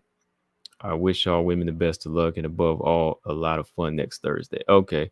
She didn't really say, but yeah, something must have happened. Maybe family stuff, health. Yeah, so yeah, she had to pull out. So we know, yeah, it was her. We definitely know it was her that pulled out, but maybe it was something serious.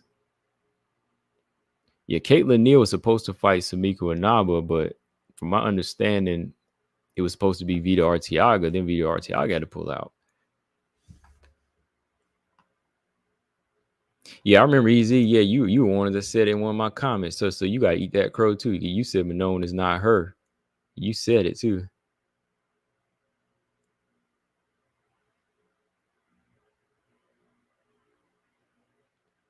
Brian said BJ said he picked Manon. He picked Aaron just to make a pick. Yeah, we know he picked Aaron because God was so high Manon. He wanted to be able to rub it. Exactly. He wanted to rub it in my face. Yeah, he did.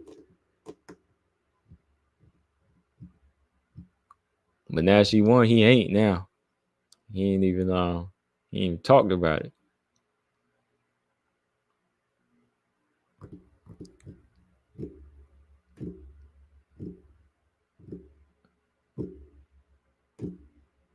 %91 takedown defense. Yep. Do you be Brian said, "Easy. Do you really see Manon beating Grass or Val after that performance?" I see a possibility because I'm not basing it off of just the performance. I'm basing it off of what she's capable of. Like even like I said, even with her looking like kind of lethargic at times, she was still able to keep a sharp mind. Like, and I'm sure she's not going to fight them the exact same way. That's what it is to me. Like, I think she has a high possibility of winning against either one of them.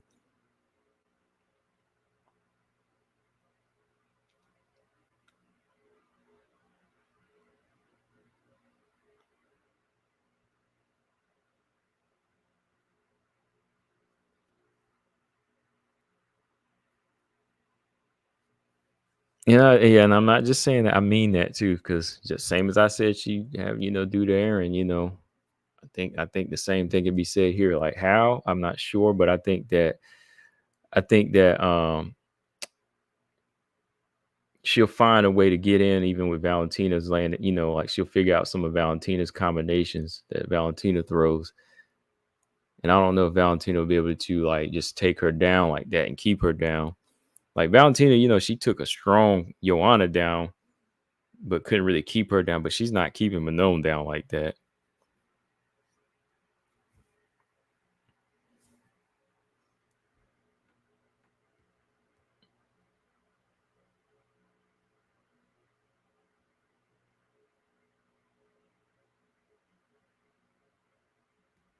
Man, if I think about it now, like style wise, I think Valentina would be more trouble than Grasso.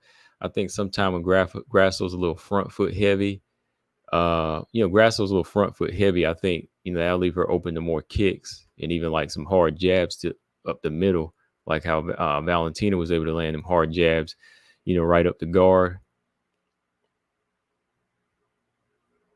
Yeah, yeah, Gabby. Aaron landed some good body kicks. Yeah, she did land some good body kicks in the fight. Yeah, I agree. Easy. Valentina has more of a shot. I definitely got, I'm not gonna say like, oh, Valentina, we get watched. Like, I got to give the champion, long time striker, respect. Like Valentina, definitely, I think has a higher chance than Grasso would.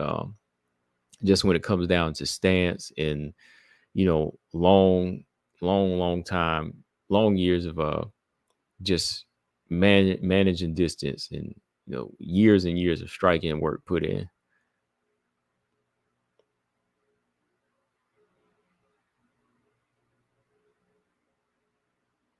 Valentina has good hard body kicks too, good straight left hand. Yeah, she got a quick right hook too.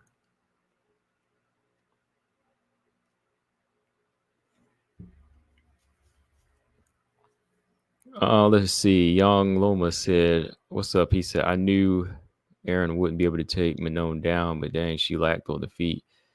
It's just Andrade, just the lead hook merchant." Well, Grasso, not Grasso. I was going to say, well, Jessica Andrade is more one dimensional on the feet. She just throws a lot of hooks, and Aaron being longer, Aaron can throw a long jab, throw a long strike, and Jessica Andrade just gonna make a beeline, So Jessica Andrade is a much easier opponent for her to figure out. People saw that and they saw, okay, if she can strike with Andrade, she'll be able to strike with no. I'm like, no, it's two different people, you know.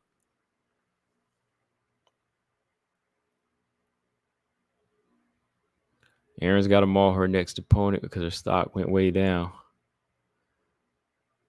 Yeah, I still think Aaron is strong, but she was in there with somebody that's just stronger.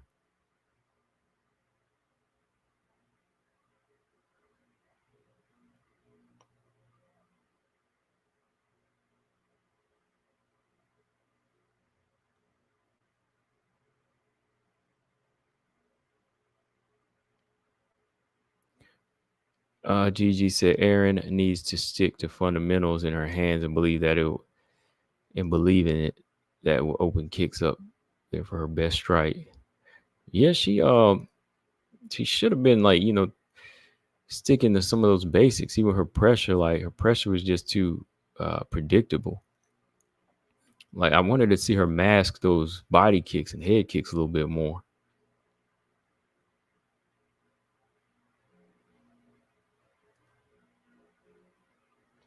Yeah, Andrade. Yeah, Marks. Yeah, Andrade. She's not a technical striker, but she can throw some things now. Like she'll throw them. She'll throw them, and if you standing in front of, she would gladly hit you. And she got power like a Mike Tyson and so on, like Lady Tyson, but she's definitely not the most fundamentally sound when it comes to throwing in bombs. Gabby said Aaron comes out from a Muay Thai gym as well. Yeah, but she's so keen on that rush and grappling style. Like I would love to see her do more like clinch and knee work.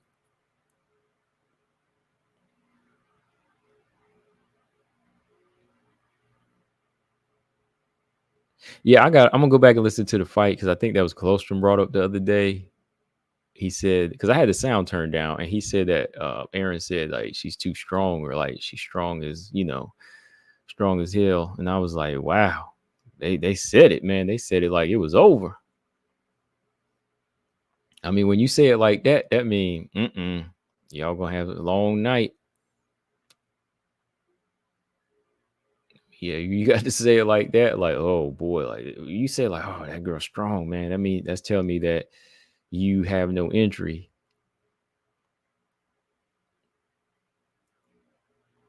I guess maybe they thought she was gonna be like Tyler, or they could just back her up, and when you smother her, that's it. But no, like Manon on the inside is very strong too, man.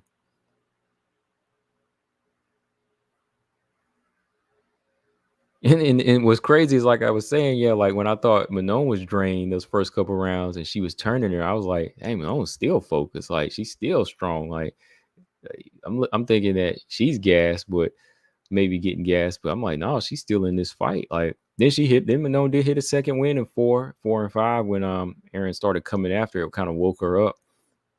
She woke up and still was, just handling her, big sister in this girl. Yagloma said Aaron is giving me Mackenzie Dern vibes. Remember, they were saying her striking was supposed to be improving each fight. I feel like they really did just need to take some time and focus like Weili did. Yeah, I agree. The thing with Dern, like I think it got better than what it was, but it has improved, but it's not high level. Like it's definitely not high level. Like I thought Aaron's was good enough to get where she needed to be, like maybe a takedown or two, but Aaron was doing a lot of striking to strike. Like Aaron was on outside striking. She wasn't using it to get inside like she needed to, like Khabib or something, throw an overhand right and snatch a leg. She was getting a little mixed up in there. Wasn't really like light on her feet. That's why everything that she was throwing, Manon saw it coming.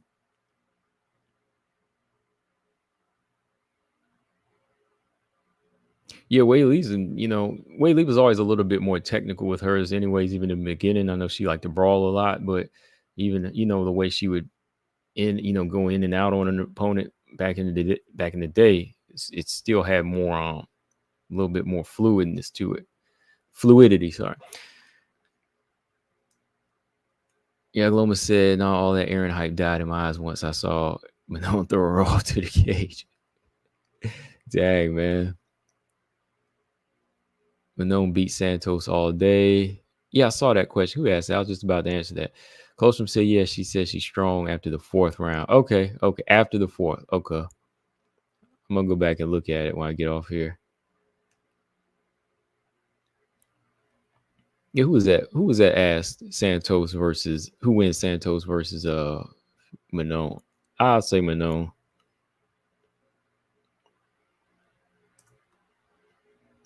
I think Santos might actually get a takedown and be successful, as far as ground control in that fight because she's a little bit bigger.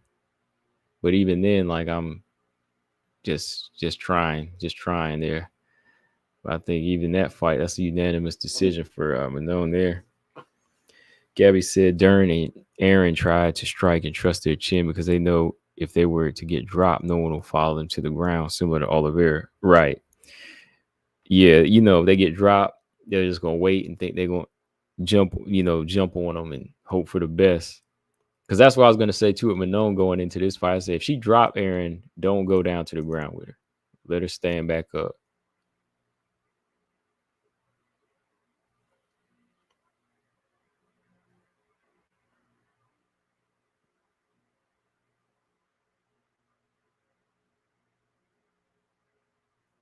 He said Manon strong as Fior. Yeah, let me say, yeah, but when Whaley focused on her training with her wrestling and grappling, she made sure it was high level and not just enough because gym wise they could wipe people, but at that high level, it got to be perfect. Yeah, that's true. Yeah, it's got to be high level at this point, and like Aaron did a lot of work to get here, but yeah, like the boxing and the striking, they should they need like a tighter team in there that's going to help her get them hands better. Because they're effective. Like the shots are effective, but it's not just how she throws them.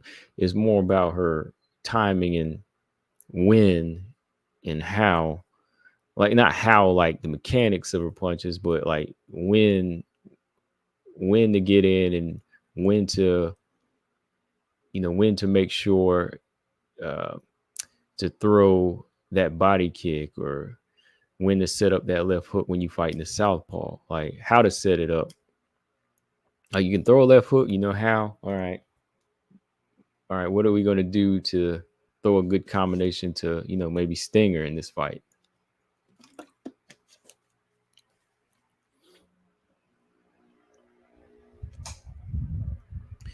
Easy said, I actually think the toughest test Manon has is Valentina. I don't see Grasso being much, to be honest. Staying long against Grasso would work, and Grasso isn't a takedown threat. Excuse me. Yeah, I think biggest threat is Valentina. That's why that was one of the fights that I labeled I wanted to see. Like I think style wise, they kind of play into each other where it would get a little interesting, and we'll see if Manon can take over now. And same with Macy and Aaron. Like their styles play into each other like really well to make good fights.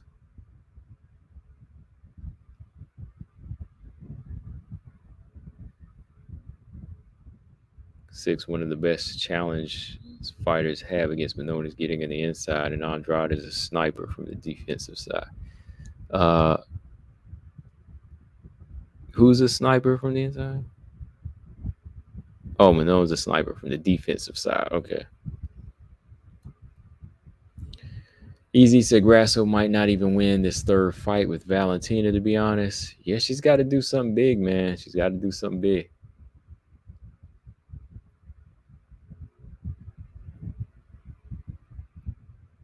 Yeah, Yagaloma, she's 35. I'm 34 now. Like, she got to be moving. Like, even the way she's fighting, I see her fighting a lot smarter now because, injuries come about.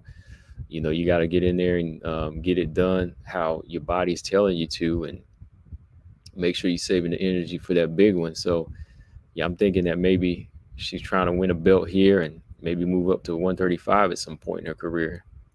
Because, yeah, time is moving. Because I already knew her age too, but when I saw it on the tail of the tape, I was like, dang, it still hits you to see, yeah, she's like 10 years, 10 years older than Aaron.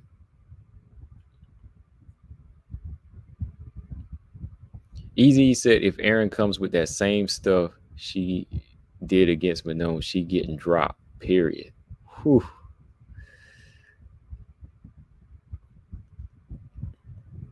Man, man. Yeah, we got a long time for this rubber match, y'all.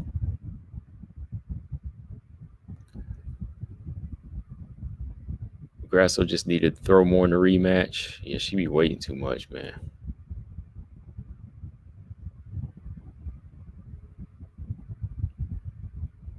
Yeah, I think Grasso she could reach her, but sometimes Grasso leans forward a little too much, and I think she kind of leaves herself open to some body kicks, like good high guard, but she leaves herself open to body kicks, and kind of sits back sometimes.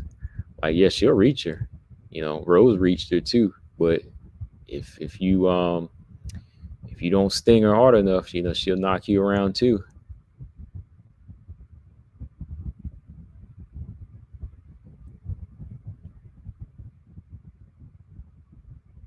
And talking about a 5-round fight, I ain't even gonna say 5 rounds favors both of them.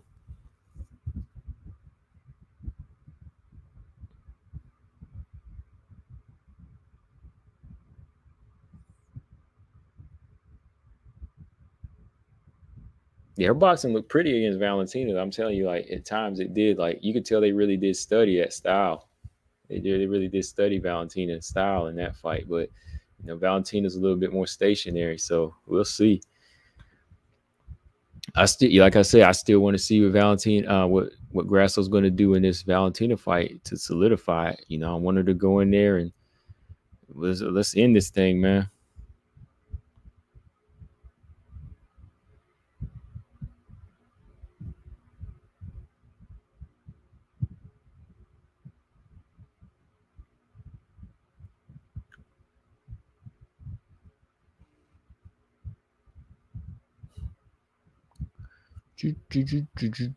Okay, Six said he thinks Manon beats Valentina. Okay, Manon waiting on the title shot is dicey. Yeah, it is. Got to stay busy training in the meantime, though.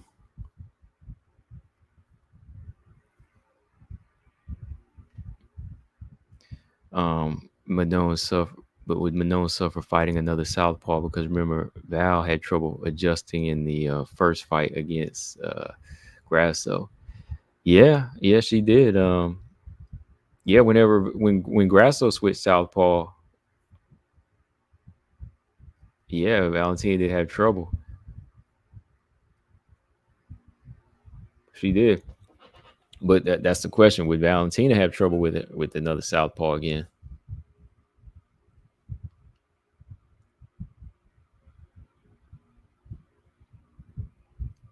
Yagloma said, I'll tell you this too. Like one of the things, when Valentina when Valentina does get hit, she like to play that get back real quick. Like she get kind of mad too. See, Manon don't really do that. That's one key I see, Brian. Like when you hit Valentina, she'll come after you. So say Manon hits her a couple of times, she come after her, she could get caught. Just little things like that I look at with Valentina. I remember whenever Valentina got hit by Jennifer Maya a couple of times, even when Grasso hit her a couple of times, she want to come after you. That's in her nature. So I see Manon creating that range and maybe catching her a couple of times. So she could draw her into a punching match because that's one of the keys to victory. I say like you need to use on Valentina at times. One like uppercut, and hitting, being first, hitting her clean. It makes her mad. Like don't really show that emotion like that, but she will. Like Valentina, you can bring that emotion out of her. Like when you hit her, y'all think I'm making it up, but you watch her fights. When you hit her, she will come after you, and that's when she gets open. Like when Grasso hit her a couple times, I could see in her face she was mad. That's why she started leaving herself open. So I think, yeah, Manon, she will hit Valentina clean in a fight. I mean, she will hit her clean. The blueprint is out there, like for a striker, like even for Grasso, but as a striker that's fighting all these other strikers now and trying to perfect her craft, like fighting Rose, fighting Chikagan, fighting Jennifer Maya. It's making her step up her striking game, and that's what she's been working towards. So again, Valentina has a great chance to win. Of course she does. She's been in this long time, and she's still I know Zaman don't like to give her credit for her power, but Shevchenko still has stunning power. She don't have that heavy-handed power, but yeah, Valentina still can sting you. So she still has that going for you, stinging, body kicks. But if she meets another striker that hits her a few times, sometimes she gets mad and she wants to get back right then, and that leaves her open. So that leaves her open for combinations, possibility of getting stung. And then that kind of changed the whole texture of the fight. And then you got to factor in, can she take down a big flyweight and keep her down like this if the striking doesn't go her way? Like, can she take her down like Grasso? She did Grasso when Grasso started outboxing her.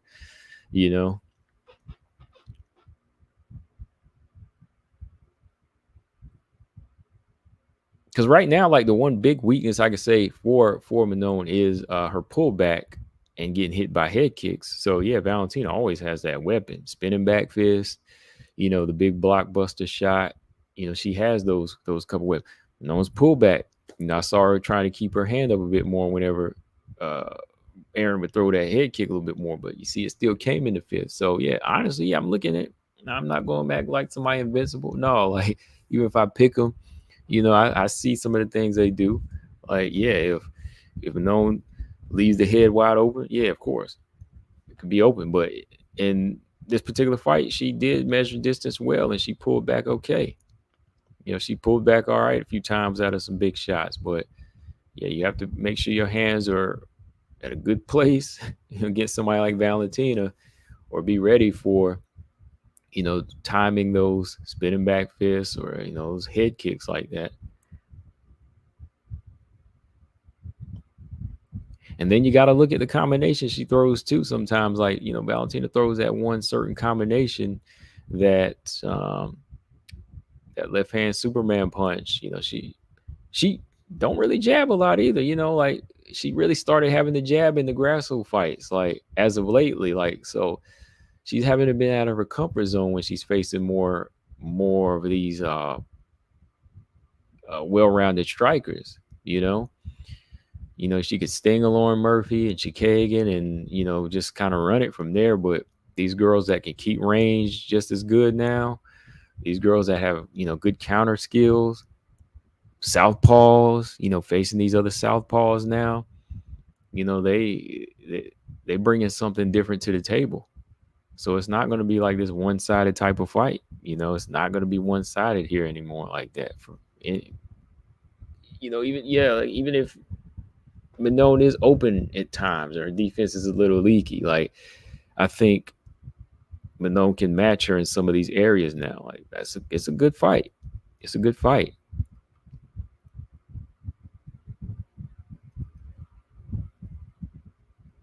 Gigi said, or if you not pull counter and keep your hands up when you pull out. Right. Yeah. Yeah. Keep your hands up. Keep your hands up.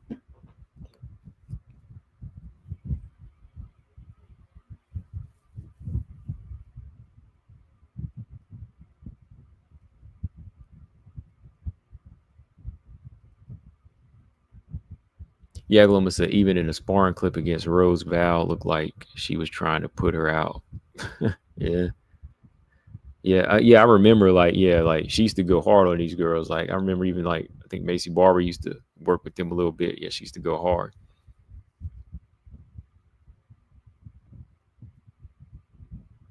Zama said, I don't rate Manon striking much. Crazy to say, but if Shevchenko wins the trilogy and fights Manon, I'll be rooting for her. Who, Valentina? You don't rate Manon striking that much? Yeah, I see it.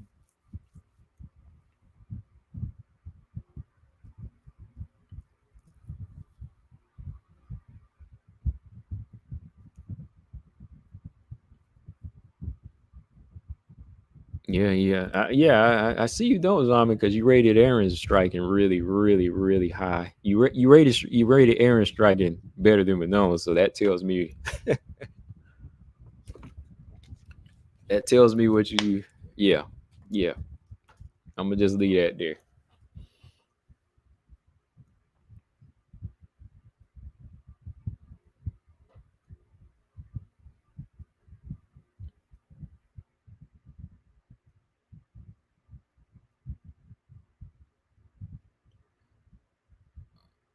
Now, Zaman, yes, Shevchenko is a way intricate striker. Like she's proven. I've been telling you that you never want to give her credit for her striking. So yeah, Shevchenko is proven. Grasso really good boxer. So of course they are better because they held the belt and they proven it against each other. Like they are high level, no doubt. But like third best striker in the division, you have to say is Manon Fiorot now because I mean she outstruck Kagan and Rose. So she beat them. And she beat Aaron. You thought Aaron was going to be the better striker in the fight, right? And you say wait till they fight, you will see Aaron outstrike her. Ain't that what you said?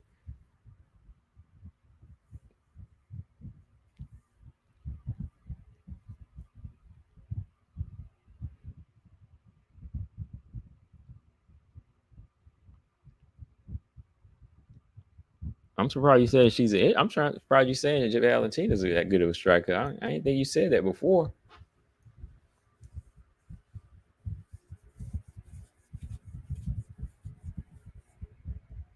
Oh, Valentina's a smooth striker. Oh, whoa. He said Valentina's a smooth striker. Dang, I ain't never heard you give her that credit before. He said Valentina's a smooth striker. Wow, that's a first.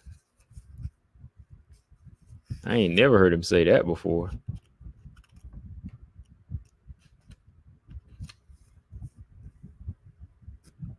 Grasso is smooth. Yeah, she's smooth with her movement. I know he said that, but dang, he's saying she's smooth.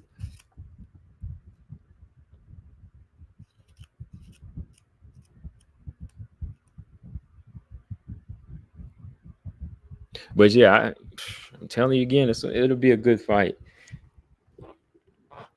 And if it turns out to be a good fight, don't say that it means Valentina is a bad striker. Gabby said Juju's coming for that belt. Which one? Invicta belt?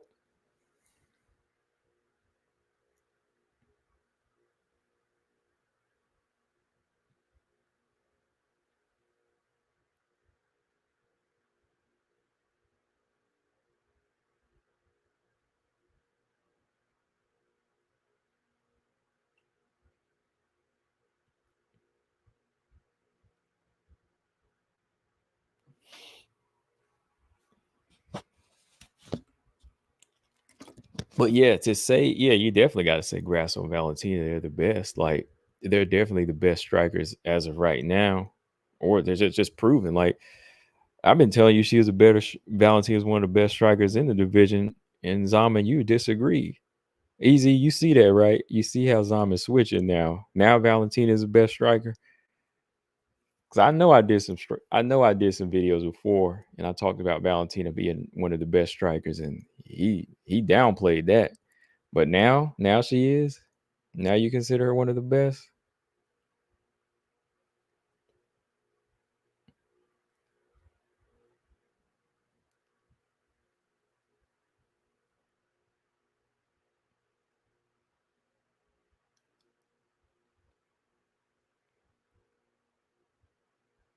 Yeah, only in comparison when you want to make somebody else look bad. Because I still give Valentina credit for what she do.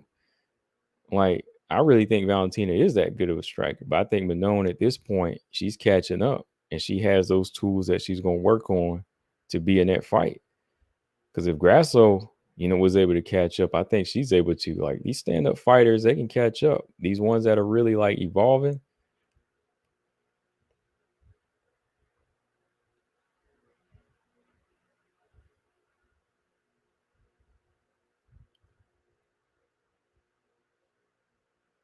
A prime Valentina is actually one of the best in MMA. Her fight IQ and her age hold her back.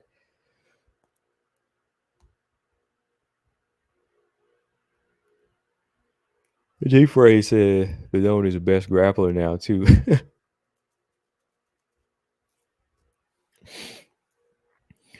Oh man, it's pretty good.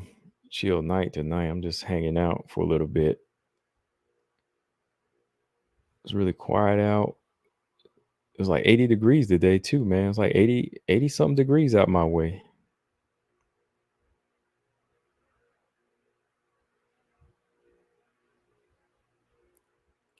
Oh yeah, easy. I remember that fight. I actually showed I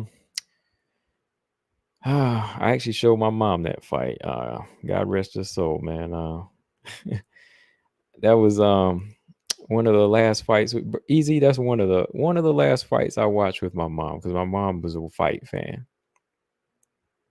Oh man, why you have to bring that fight up, man? Me and my mom watched Alexa Grasso and Jody Escobar. Like I pulled it up on Fight Pass and maybe like last year, and we watched it together. Because my mom, she's a big fight fan.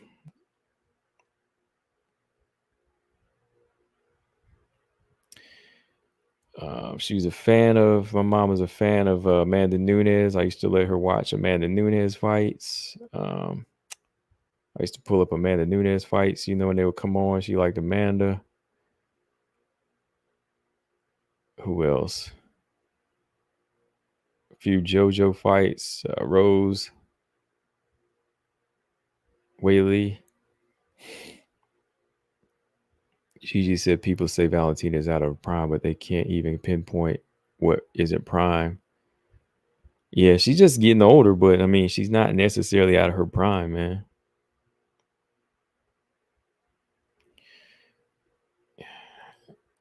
No, easy. It's all good, man. Like I watched the fight game because of them, anyways. I mean, it made me think of her, man. Like we watched that fight together, and we watched Amanda Nunes and Megan Anderson together.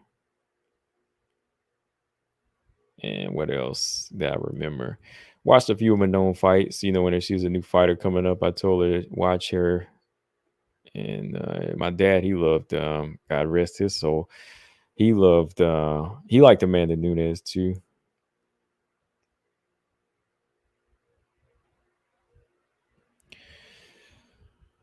Oh, let's see. Zay said you think Grasso should switch up her style and turn into a full MMA fighter with more takedowns. I think she should really, really work on her takedown defense. Like I think Grasso needs to really, really work on her takedown defense more. Like I think if she worked on her takedown defense, she could commit more to being the striker that she wants to be. But Um, maybe work on.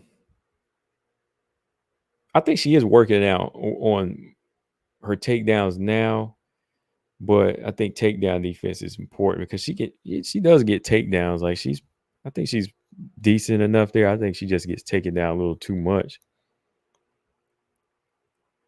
Maybe work on her work off her back a little bit more.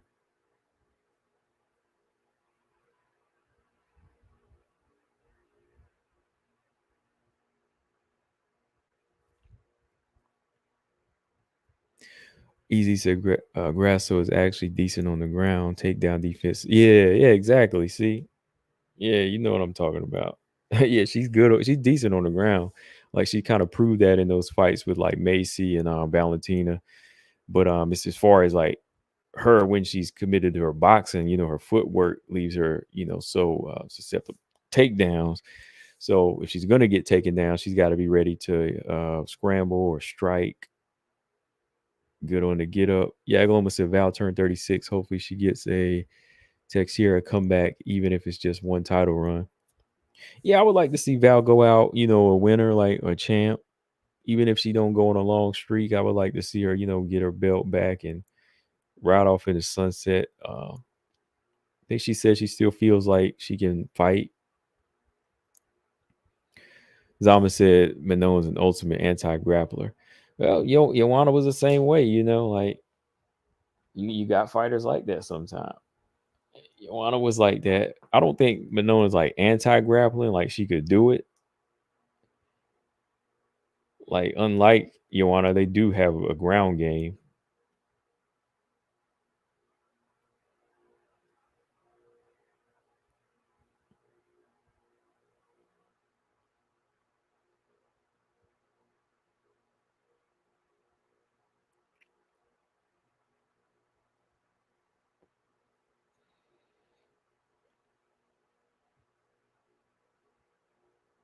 All right, hold on, y'all. I'm just checking something on my phone.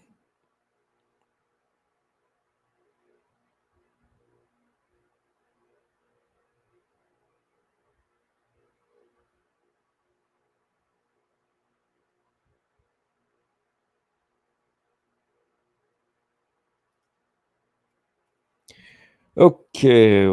Let me see. Six said once Manon gets more of the UFC machine behind her in the PI, she can definitely be franchise material. Yagaloma said Manon fights at EFC was so tough.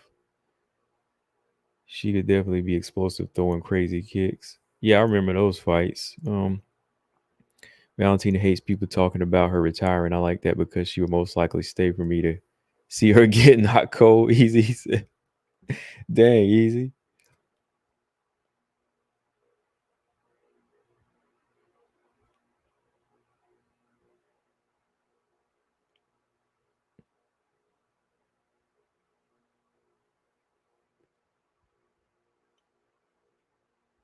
Easy said, well, yeah, let me say, I don't know why. I think once you in your 30s, your old man status MMA is crazy out there.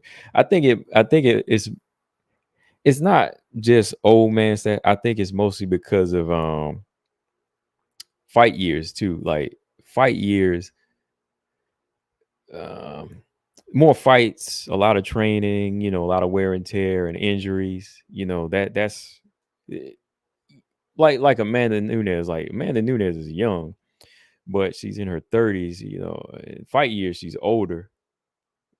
Fight years she's older because she's taking a lot of punishment and she's been in the fight, that speeds age up a lot.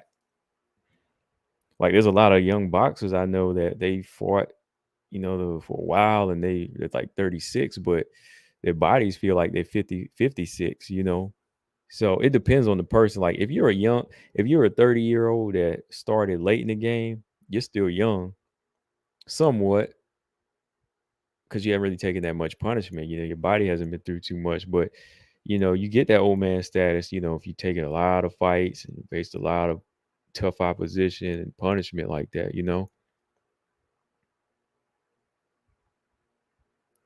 Um, Armando Falcon, what's up? He said, "What was your prediction for the Manon fight?" I picked Manon Fiorot by decision. Gigi said, "Who you got in these first round matchups in PFL this week?" My bad if I missed it. I wasn't here. Oh no, I haven't.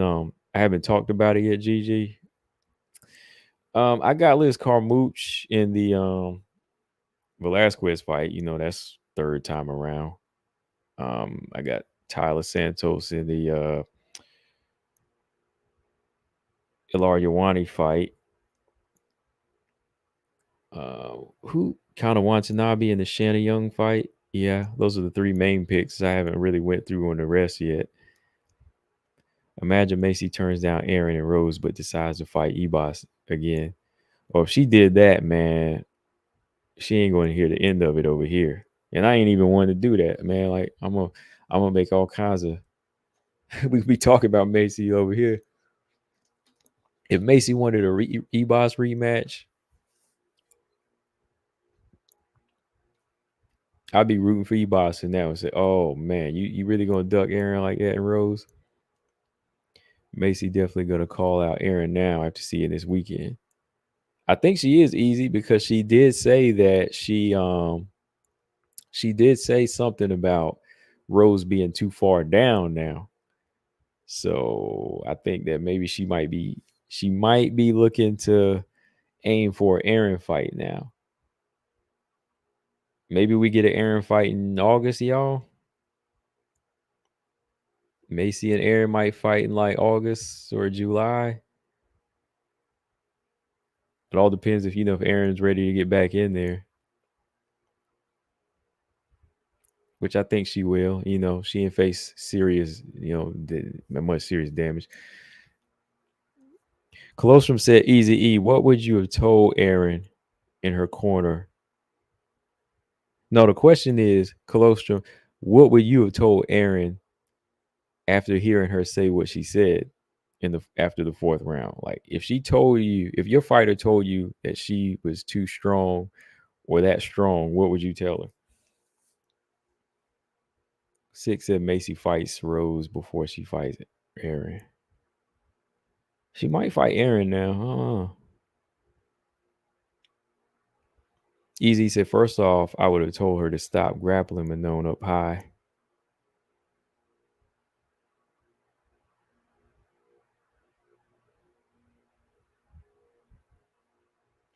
Brian said Macy would do everything she can to avoid the Aaron fight. Paul said, kick her in the head, Aaron. She tried in the fifth round.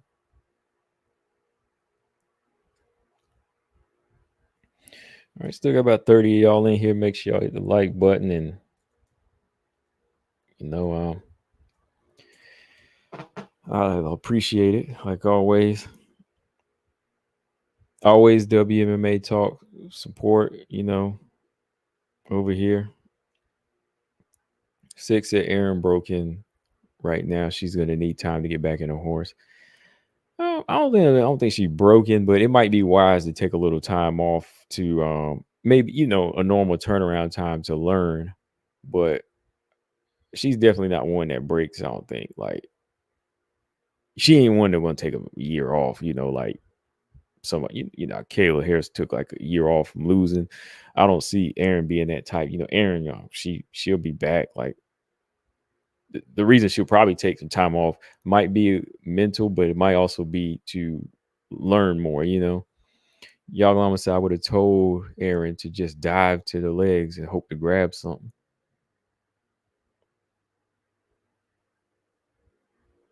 No double legs or nothing. No, like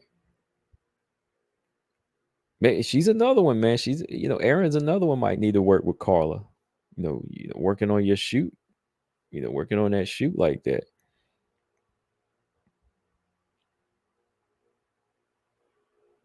Gabby said Aaron should have tried to bite Manon and just end it, right? Just go out on a DQ. Second of all, I would tell her to bait Manon with fakes. If she commits to a counter, go up under her and drive her down. That's what Valentina does. It's best to keep it simple. Yeah, Valentina don't make it complicated. Even like she was taking Grasso down, she don't overdo it. It's just something basic and it works. And then she's on top, like she's getting that top control in, and she's landing like little elbows.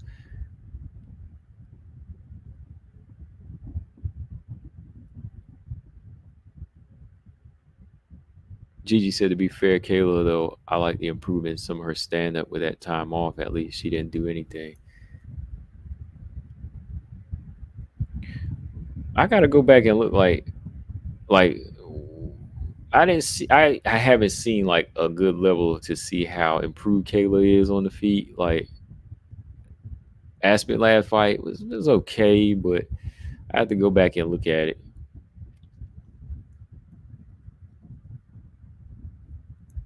Six said, when you fluster a fighter like Aaron, she becomes her worst critic, and that can really change a fighter. Just look at Connor. I don't think she like Connor though. Like I think Aaron's young, man. Like Aaron can grow. Like she's highly competitive. Like she's not like a perfectionist, like like she overthinks it like that. I believe like this is what I think now. Like I don't think she's like a perfectionist type of person where it kind of kills her momentum. Rose says that about herself. Like Rose is more the perfectionist, and she's already said that. Like I like to be perfect, and that's what kind of frustrates and I think that's what kind of makes her go in these periods of not fighting because she worried about a fight being perfect. But I think Erin is just like on the go and she'll work and she'll do what she got to do. So I think it's just about getting the right people in there with Erin to, make her better where she needs to be and maybe give her some couple new boxing coaches or something like that. Yeah, she'll be all right at 25. She'll be okay.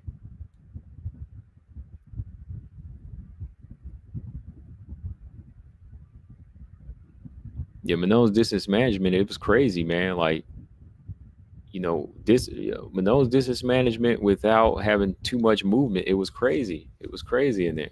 How she was turning and moving, her strength and her distance management.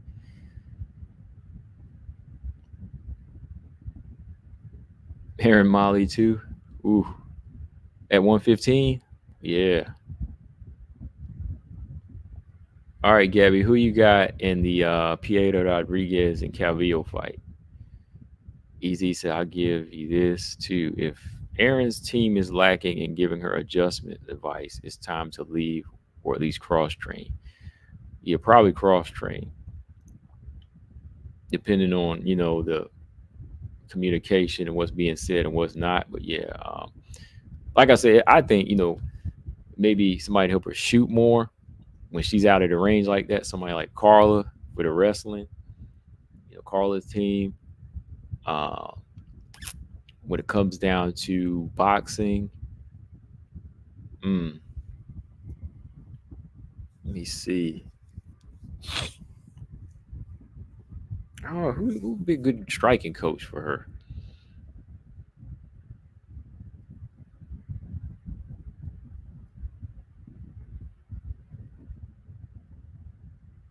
Aaron put a lot of pressure on herself on this fight. Just look at the recent interviews. She talked like that usually. Look how humble Lemos got when Whaley shut her out for 5 rounds. Yeah, I don't know. Like, if anything, people were saying that Manon put more pressure on herself whenever she said she was easy work. Remember? Like, I thought Aaron was just coming in a little bit more quieter. But I guess Manon knew. She was like, "Yo, I know it's easy for me." And again, it wasn't that easy. It was competitive. She had to fight. She had to fight. Arnaldo said Manon is too big for 125. She looks like a skeleton at the weigh-ins for having to cut that weight. Yeah, that was really like the cost. I thought like the big cost for like I didn't really see her losing like to what Aaron's gonna bring skill wise. I thought maybe the weight was gonna hurt her more. Gigi said, "Combo, you seen Dumont? She easily making that new weight. I'm not gonna lie. When I see somebody take it serious, I can support that. She looks like she's been grinding." Oh, okay. What you think? Dumont gonna beat GDR?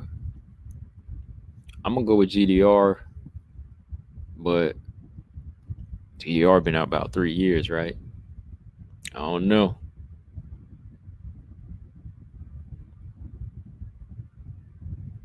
Easy said Aaron should get Pitbull to coach her. Now that's how you use pressure. Oh man, Pitbull, man, that first left he look, man, Easy, that first left hook Pitbull landed was beautiful. Like Rolly threw that ugly 1-2 with his chin wide open, and Pitbull, I love how he came out of the shell, man, and he just like cracked him with that left hook, and Rolly just started dancing, man. That right leg, he could not get that right leg right anymore, man. He could not get it back up under him, man. That joke was funny.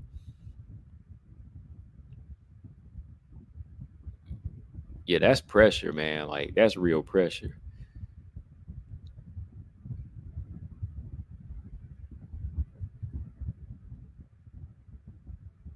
I'm gonna go back and watch, man. I'm gonna watch that Pitbull and Tank fight again, man. I love how, man, I love how he came out of that shell, man. He was just cracking him, man. That's effective pressure right there.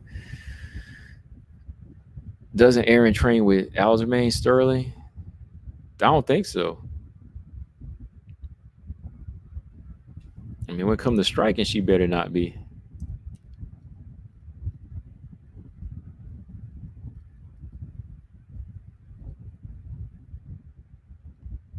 Colostrum said, I disagree. It wasn't competitive at all. Manon straight outclassed her the whole time. Yeah, I won't say like I thought it was going to be competitive. My pick, but she had to win every round. Like she had to fight to win every round. Like don't get me wrong. Like Manon did have to fight. Like she had to be awake. She had to be wide awake. It wasn't as one sided as like what's his name. Well, it could be no, because Manon didn't get busted up like Sean O'Malley did. Sean O'Malley did start getting catching some shots. The skill level was a couple of levels above where Manon had an easier time than O'Malley did against Cheeto there in that rematch. But I thought Aaron pressed the fight to always make her dangerous. But yeah, Manon like 50-45.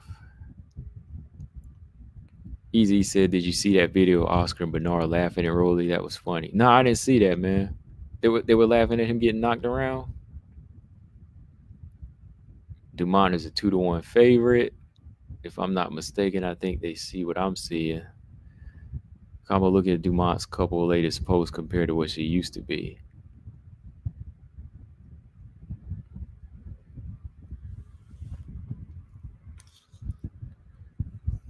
All right, hold on. I'm gonna look at Norma Dumont's IG here, y'all. Let's look at some more updates here. I'm gonna get off here about 10 o'clock, y'all, in a minute. So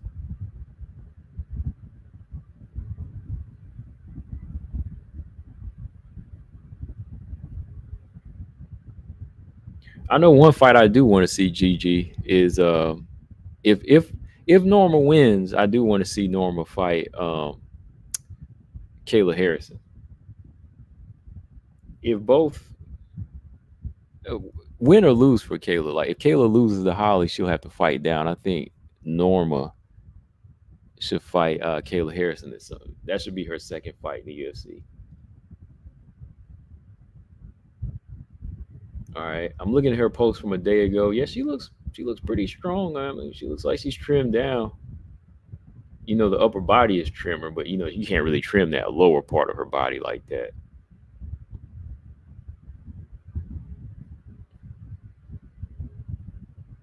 Oh no! Oh man, she got an OnlyFans too now. Come on now, what all these girls getting OnlyFans? Oh, okay. Is it just a UFC OnlyFans?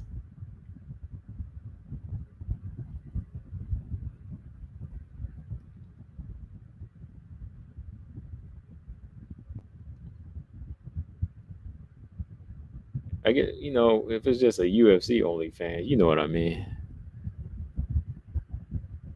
Easy said, if Holly KO's Kayla, we will never see Kayla again. Dang.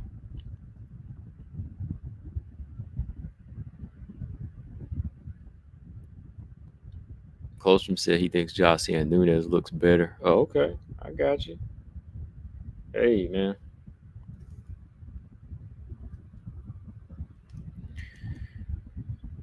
Yeah, Norma looks pretty good. Like, she looks strong. Hopefully, she can make weight. What about GDR? Have we seen GDR on her Instagram?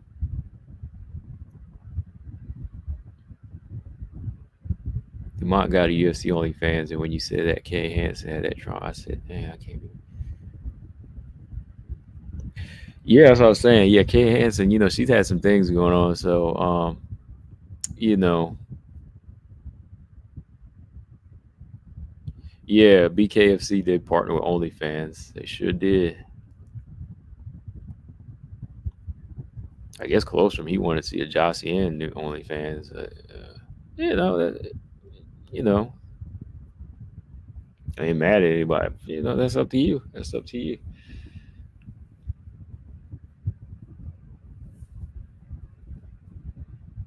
Oh yeah, we know that, Brian. Like, yeah, it's not just nudity or anything like that. Like, I mean, it gets a bad rap for that, but that's the first thing we all think when we see women getting on there. Like it, we got a lot of people using them. Like all kind of artists use them all day, but we all know the OnlyFans we all talking about though.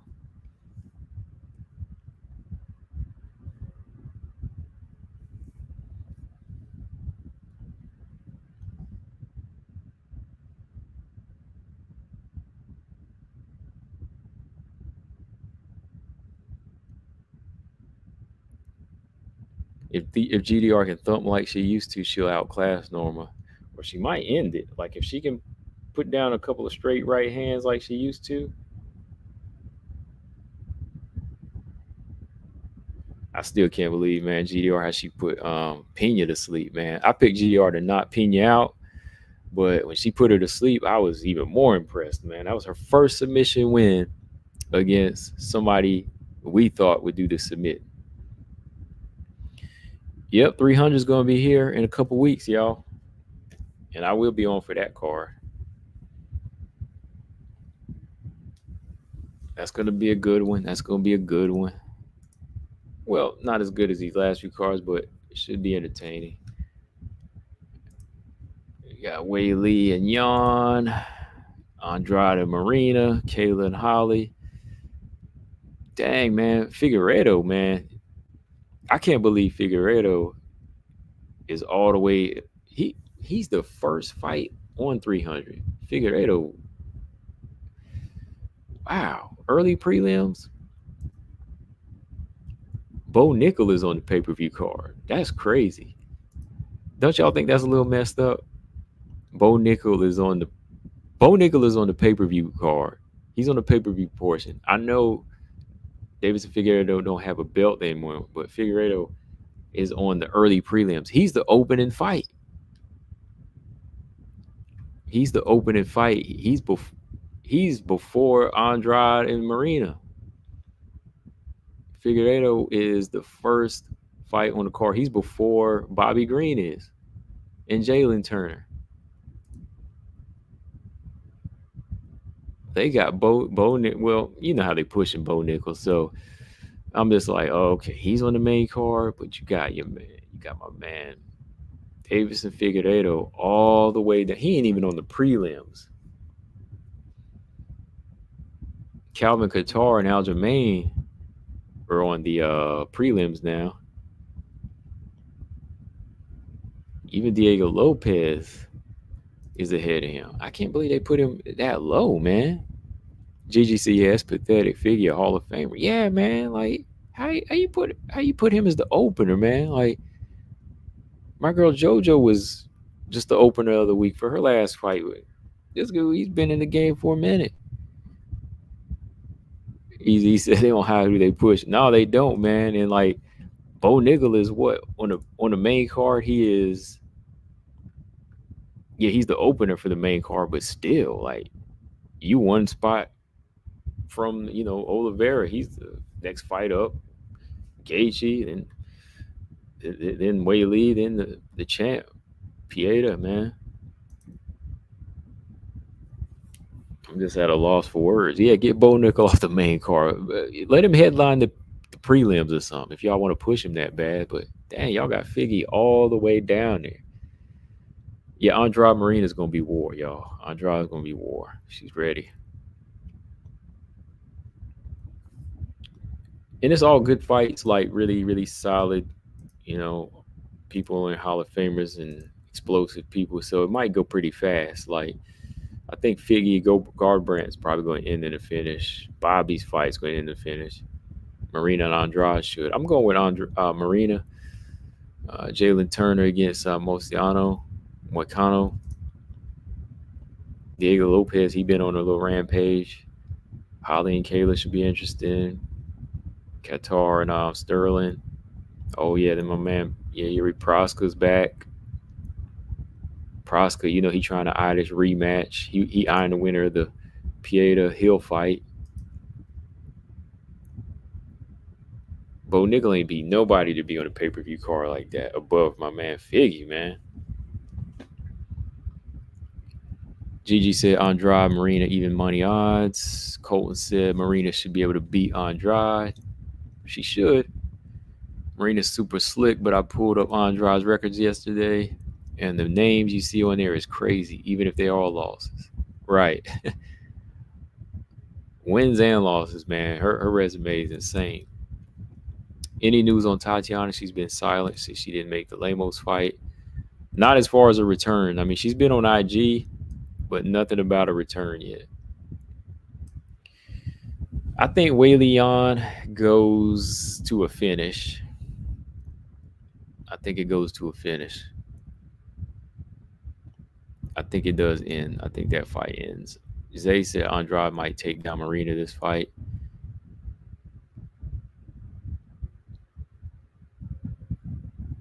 I haven't seen Andrade really do any grappling in years, man. Like, for real. Like,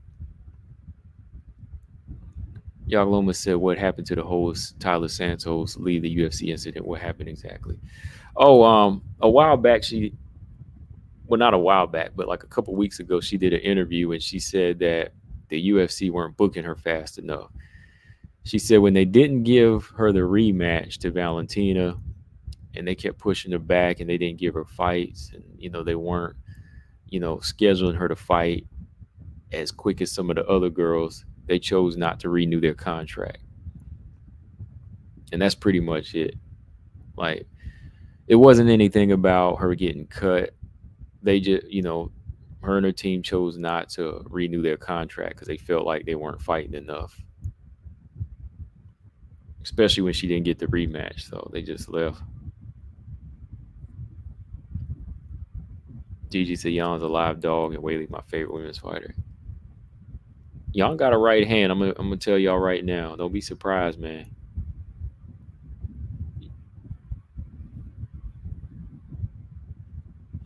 Yeah, you go from fighting Valentina to leaving the UFC. Maybe she'll be back one day, man. Maybe if she wins the tournament, she'll be back.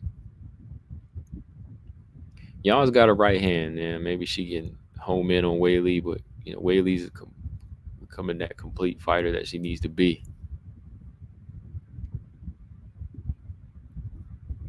I think Jan snipes Weili, but Weili eats it up like breakfast. Yeah, if she don't see it coming though, Jan's kind of big, man. Like Jan got like big traps too. Like Jan's kind of a big straw weight.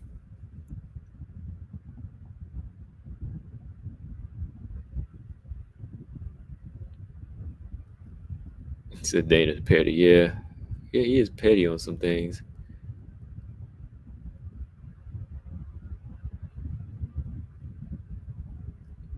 Corey McKinnon said Jan is like a truck, and that's in training and sparring. Yeah, Jan is a beast, man. Like I felt like if she could have got into her wrestling early, she would have been a beast too. But she's really starting to get it now, which is good. Yeah, Jan is big. Like Jan is taller than Weili, but she's already taller than Whaley, but she's kind of wide too. Like she got those big traps too, like her neck. Um, she just don't have that takedown defense, man.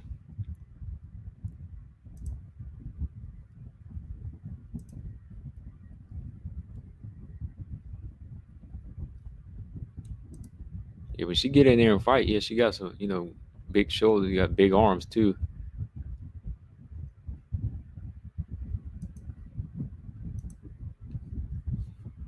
Yeah, and she's fast. Yeah, yeah, young, Jan Janan.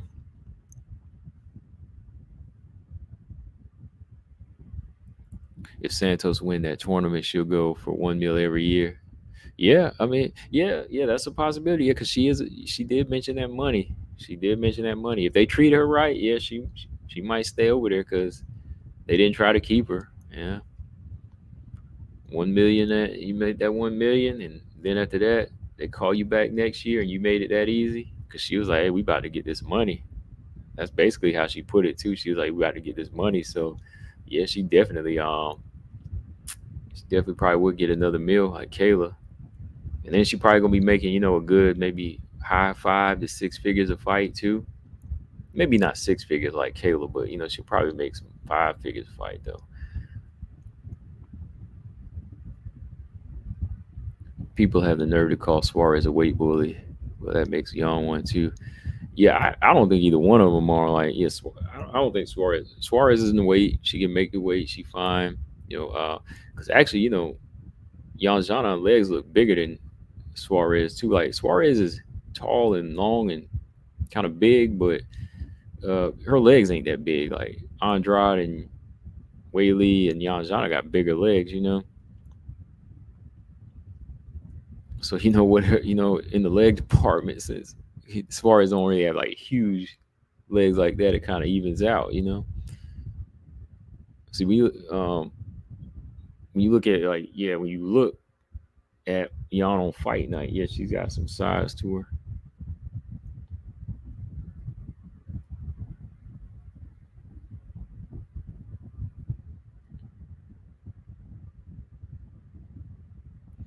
Gigi said Jan has been at Team Alpha Male who produces good takedown defense. Peep since that Carla fight, she didn't focus on wrestling in China, but since the Sacramento fight, she showed major improvement. Yeah, actually, I know you knew Gigi, but I did a video a little while back talking about Jan and her experience over at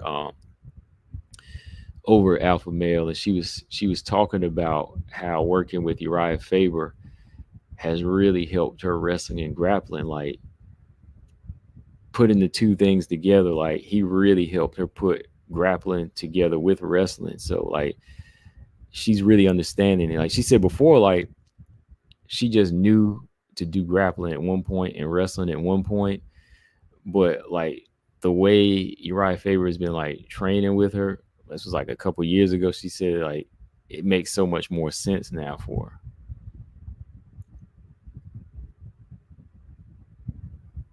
So I think, yeah, I don't think we'll see her getting like. Hopefully, we'll see her like get taken down like she did against Claudia, Carla, and I know some other fighters.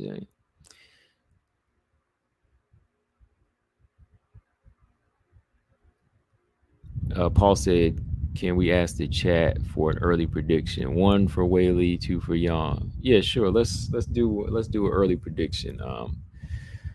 Who do y'all got as an early prediction? One for Whaley, two for Jan. We just take an early poll. Cards in what, 3 weeks? 2 weeks? 2 weeks? One for Whaley, two for Jan.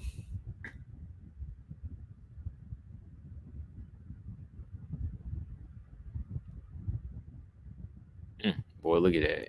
Ain't nothing but sticks. Ain't got nothing but sticks coming up. I knew that was gonna happen. That junk said, doot, doot, doot, doot. Uno. Uno.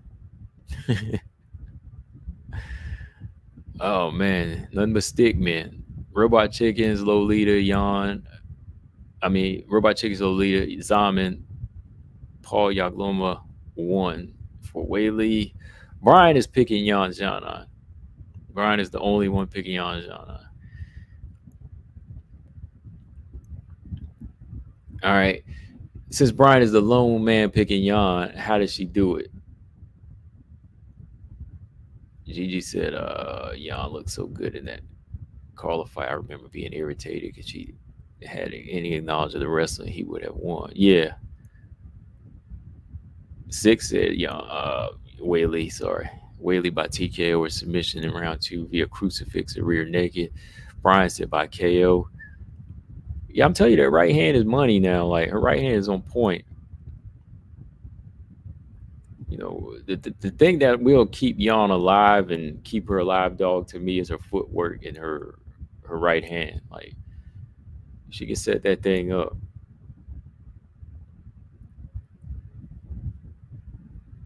It's got to be, a mask type shot, though.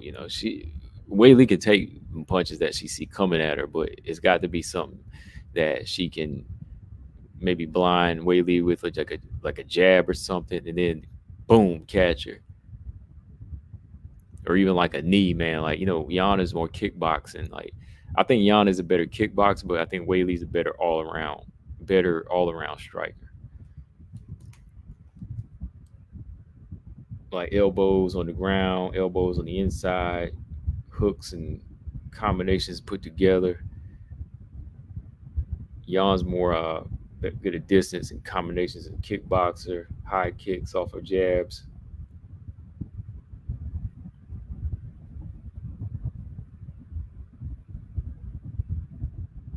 Yep. All right. But that's it for the night, y'all. Been on here about 2 hours, almost 3 hours talking to y'all this time. So always fun. Had to do the post fight show from this weekend. Overall, yeah, I enjoyed the Blanchfield Fiorot card. But yeah, 2 weeks we got this 300 coming up. We'll see if I jump on tomorrow, man. Let's see if Easy wants his line to talk a little bit. We gotta serve up that crow for him and BJ. Gotta serve up the crow for BJ, and this will be Easy's debut on the mic, right? So yeah, hopefully he comes on tomorrow. So I will try to keep that time slot open tomorrow about 7. So if you want to jump on, it's here. But yeah, if y'all haven't subscribed, newcomers in here, shout out to Yagloma and Gigi in there. Just hit the subscribe button, and we'll be on talking tomorrow. Hit the like button on your way out. That's always good to get your notifications out. I don't know, that's what they say. If you hit the like button, your notifications go out. So that's how you get it. But yeah, Paul said thanks for the content combo. Always love the show. See you next time, friends. Yep, I will see you guys tomorrow evening. And I am out. Peace.